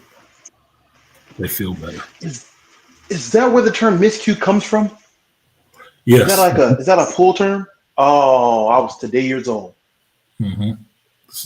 That's what a miscue is usually when you hit a cue ball, high, low, left, right, center, it has a solid hit, right? Yeah. It's solid and you can feel it all the way through the stick, right? When you miscue, you'll hear that beep. It'll have a hollow sound. It is when the tip of the stick hits the curvature of the cue ball and doesn't push the ball, it glances off the ball, right? And so it makes a different sound. and it's a completely different feeling. And basically, you just lost control of the cue ball. That is a miscue. That's why you use chalk to get that. What is it? What is it called? I'm missing a word right now. But to get that contact on the cue ball exactly where you want it, because you're aiming at a round surface anyway, right? A curved surface, trying to hit it at different points on that curved surface without something to make that contact and give you that traction on it, you will miscue every fucking time. You'll never hit it the right way. I'm saying that's the term, like, because like sports use miscue all the time, like, but they didn't. I didn't know that's where it came from. Like, it's a pool term, and it's a music term too. Like, you missed your cue in singing. Like, if you're singing, you have so many beats, and then on this beat you're supposed to. If you came in like too late, you missed your cue. Right. Yeah. So it can happen. It's English. We use these words all over the place for multiple different meanings. As long as you aren't bleeding your sticks like kyber crystals. No, I bleed my knives. I bleed my knives. I don't bleed my sticks. My sticks just have to be used. They have to be used, and I have to take some wins and some losses with them to impart that. To me, this is just my impression of what it is and how I feel a stick. I have to impart some of my chi into this thing for it to resonate with me. That's why I don't like people touching my shit. It's like grabbing. I always use this analogy in this way. It's like somebody picking up some samurai sword. You're not supposed to be touching this fucking sword. Oh yeah. It's attuned to him. You fucking up the chi. So don't touch my stick. It's like caressing my fucking woman, nigga. Get off of him. Yeah. Let me just touch the ass real quick. Let me just. Oh, can I hold it? No, nigga. Yeah. Like, what the fuck? No, bitch. No, my brother. You got to buy your own. Yeah. What? No. There is a way. Like, if you want somebody to hold your stick, there is a way you hand it to them and they hold your stick. One thing is they don't hold it by the grip. You hold it in the center by the joint or something like that, like you testing the weight and shit like that. You put your sweaty ass dick fingers on my shit. Meat grabbers on my stuff. You might be all fucked up. Don't be putting that shit on my stick. Then I have to work it off of there. Get your stink off my stick. Nah, dude. No. Why you want you fucking finger fucking my woman and handing her back to me? Fuck you. Oh, yeah. She kind of nice. I appreciate that, artist. She kind of nice, man. I like this one. Yeah, this is kind of moist up in here. Yeah, I got it. That's the way I like it. What you doing? Get a house cue. No.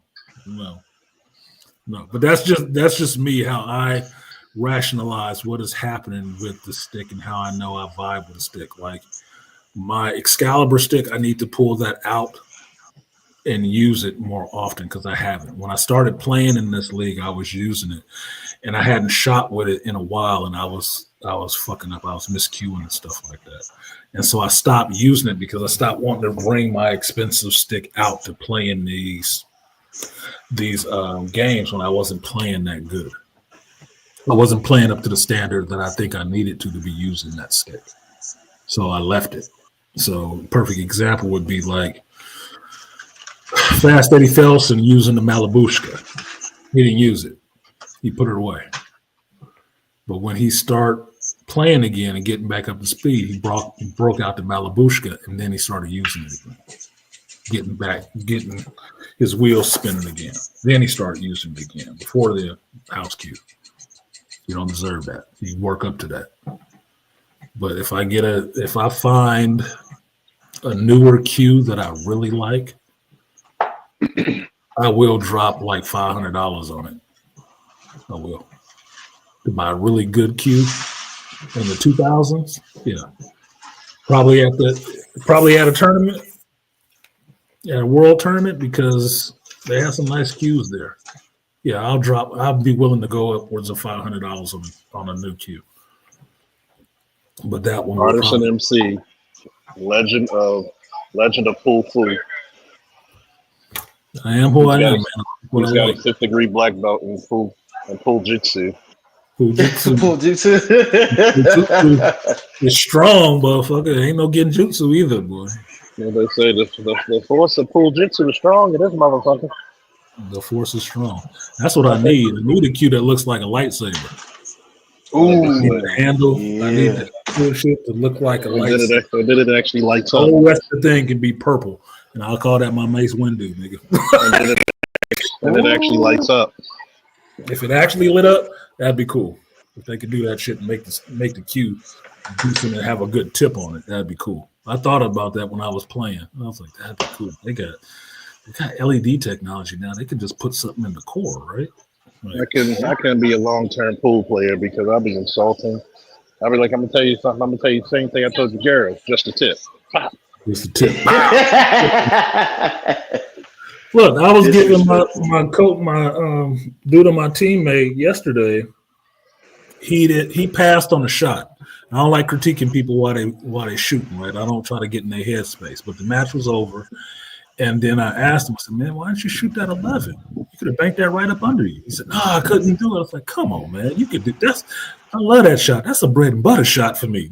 Like undercut, cross side, cross corner." So I was showing him how to hit it, and what I was doing, it was sexual terminology. I said, "You just got to stroke it.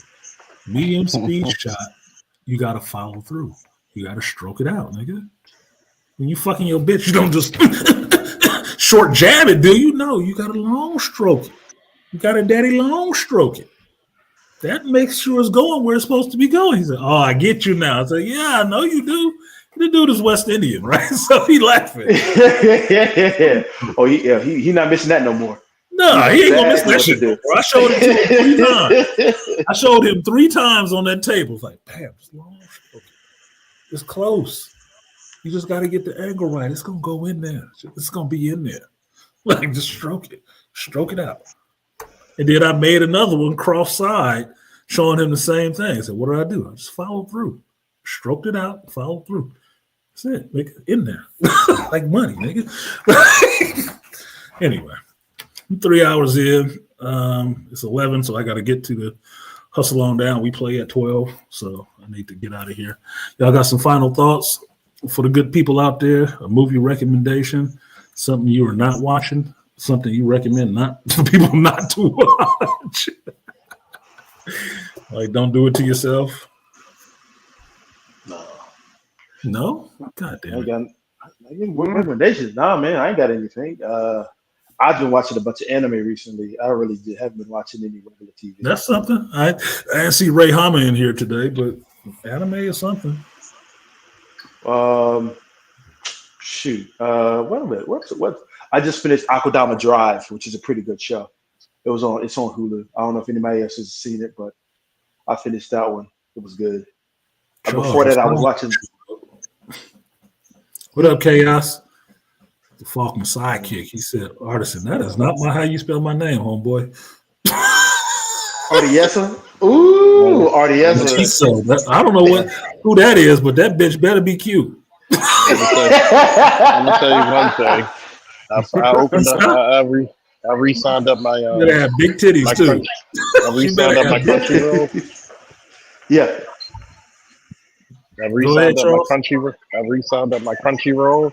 And two of my favorite shows in season 2, Fire Force and Windbreakers. If you like Windbreakers, is high school students just throwing hands. They don't need hands. Do it. Yeah.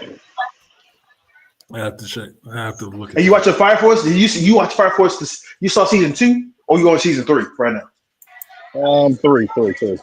Oh yeah. No, Fire Force is the shit, bro. Fire Force is what's up. I'm waiting till it comes out more. How many episodes? I don't know how many episodes. And plus, their black characters win fights. Okay. Oh yeah, he's good. Black characters win fights. So you need to be promoting that to black folks. You need to be reviewing that. So black folks, good. You can have some standing in anime too, nigga. He came out in season 2, and that kid's nice. Even the villain's a black guy. He was whooping ass. Oh yeah. Old dude, yeah, he's good. Aquatech, I'm not going to put that on autocorrect necessarily because there is no word of artesia. But artisan is an actual word in the English language. He just spelled the shit wrong. He's an artisan of making sorry. sandwiches. I'm just messing with chaos. He's an artisan of making big sandwiches. Yes. Artesia. Is that real? Like, does she make tasty sandwiches? I don't know. I shouldn't have teased him. He might take that shit sensitive. Charles, talk to your boy. Well, no, I'm just. Don't want to get doxxed in these streets or nothing. No, I don't give a fuck about that. No. Look, I had enough of my personal friends come on here and use my real name to be doxxed. It's not overall a secret. My kid's grown and they know how to shoot. You know, it's funny. Like, it's funny that you said an artisan when people's like dox and like, yeah, you can dox me. You'll find out a lot more shit about me's true. Find out the stories. They're not stories. They're not stories. They're urban legends, motherfucker. It's like my godson and my nephew when we were at a cigar lounge, and one of the guys in there who's also a member, he was one of the coaches against one of the guys that faced in the championship round, and he was like, "Dude, you don't even know who you sit next to. This guy's a legend." And he was like, "Was he really that good? That good?"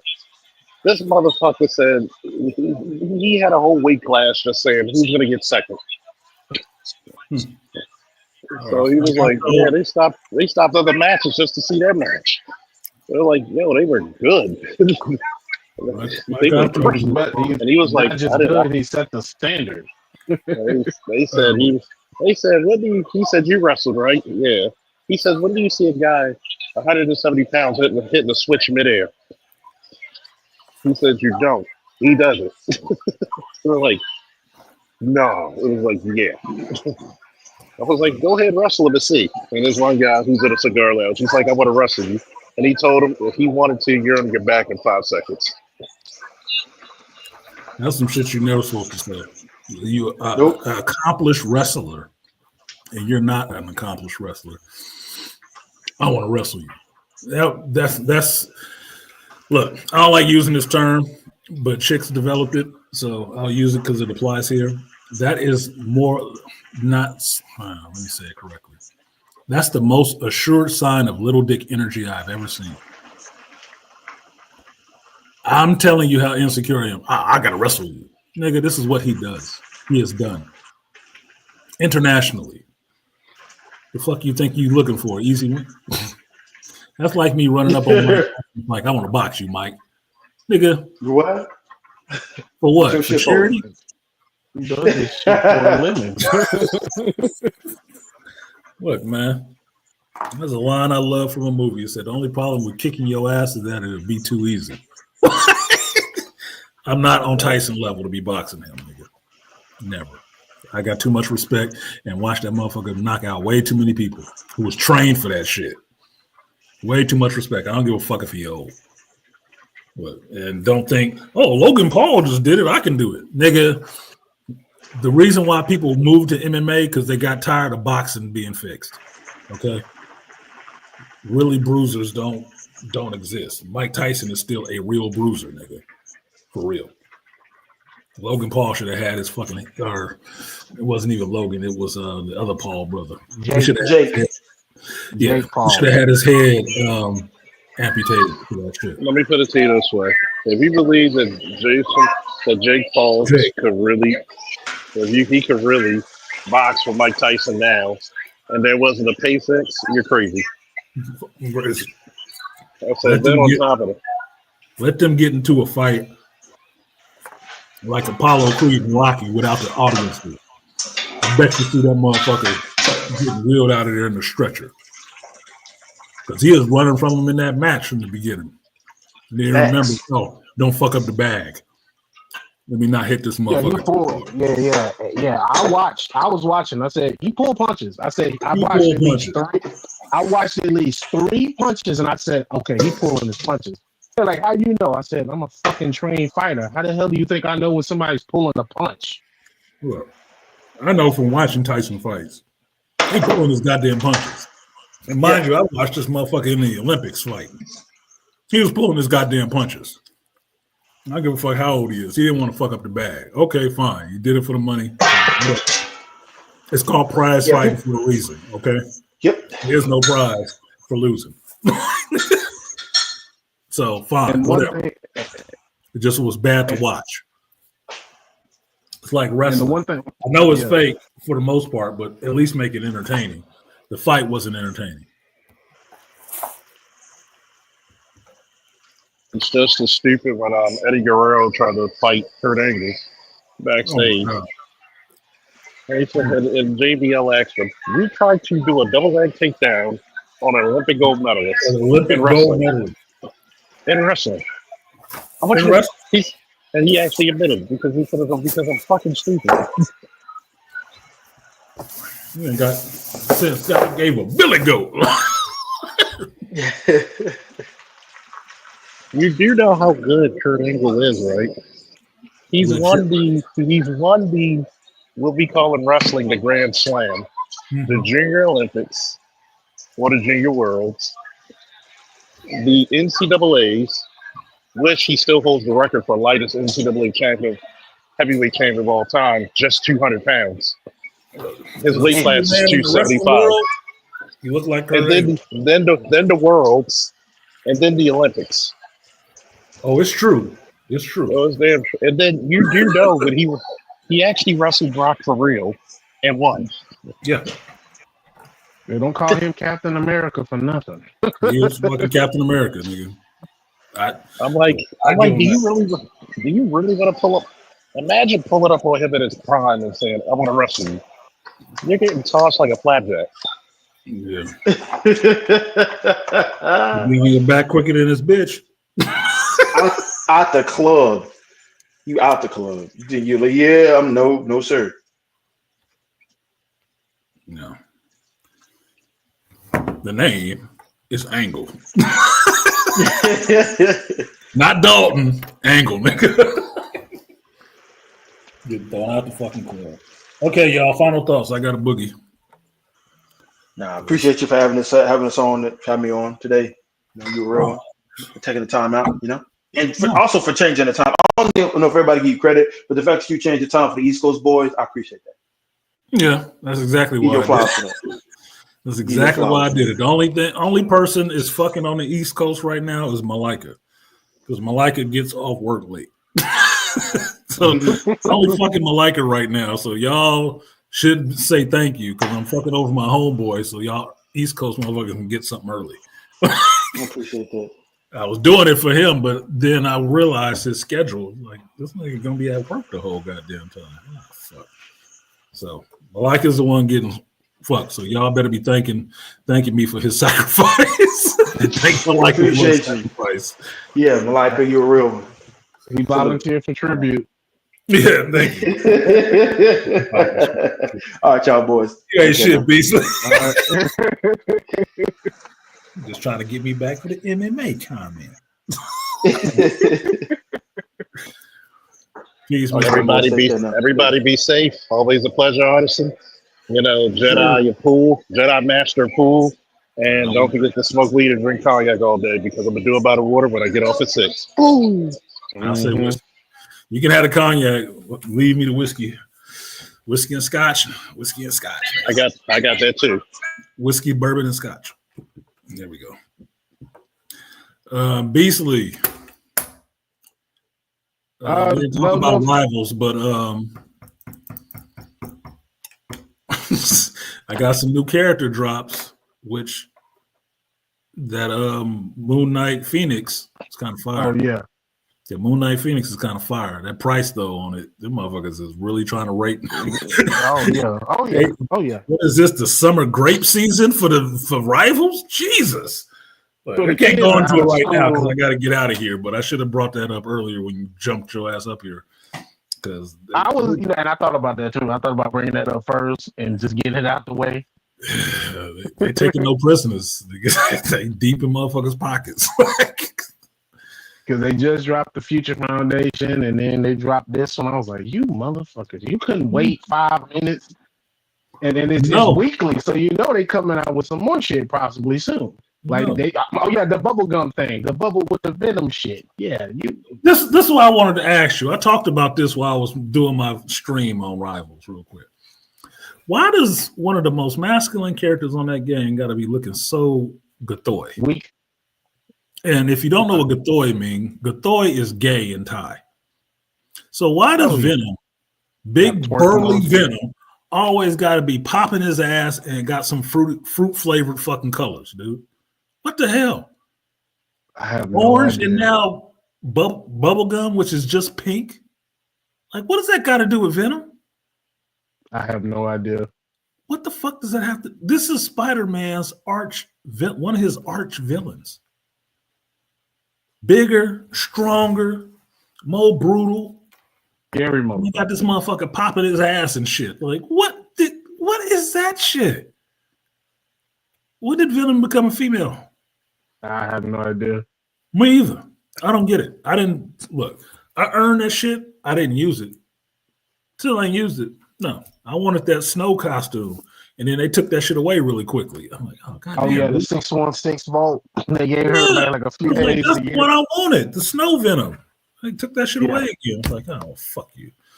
The holiday costume, but I don't know. I was like, come on. I was cool with. I was pissed at the Venom twerk mode. I said, damn, we give him some more suspect ass shit. That's suspect as fuck. I don't even use that one. How you think? Not on my diet. I was like, how you think Noel gonna feel? I mean, you got his primary villain. Got his son out there looking like a whole. You trying to get chose. Anyway, we'll talk about that some other time. Next time you see me on, I can hear y'all talking. I don't know if the people playing can hear me talking, but I'm talking to y'all. So I don't have to worry about somebody saying some stupid shit other than me on the stream. So y'all can talk in the chat if you see it on the Killing Time with Rivals. You can talk. I can talk back to you. So us is having a conversation. I don't know if they can hear me or not, but I can't hear them, so it don't fucking matter. They can say whatever the hell they want to. I just try not to be talking shit about people I'm playing with at the time. Talk shit after the match. Like, this motherfucker, why are you running from a healer? Makes it hard to heal your ass. You don't protect your healers? Then don't ask for heals. Don't ask for heals. Stop asking for shit you can't provide. Anyway. All right, it's 11:14. I got to get out of here. I got about 10 minutes, 15 minutes to drive. All right. All right, Beast. Thank you, sir. Appreciate it. All right, y'all. That's going to be the stream for today. I have been Artist and MC. This has been the Hero's Journey. I do this every Sunday, 8 a.m. Pacific time until I feel like stopping. We're talking about goings on and geekdom and movies and whatnot. We did mention a few today. Check them out if you've never watched them.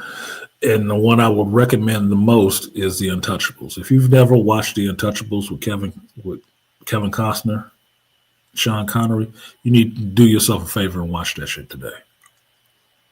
Watch it today. Spend some time. I gotta go. I got a tournament to play in, or playoffs to play in, I should say. And I don't like letting my teams down. I'm a team player in some aspects. So I respect this team. So I want to show up and play well for them. I've rested, I've eaten, I've actually drank my coffee. I want to whoop somebody's ass. So I need to go out here and try to do that, or at least have a good showing. Because it's a team effort, not just about me. So if you want an Untouchables reference, when a man steps on the table and he's playing an opponent, what is it time for? Individual achievement.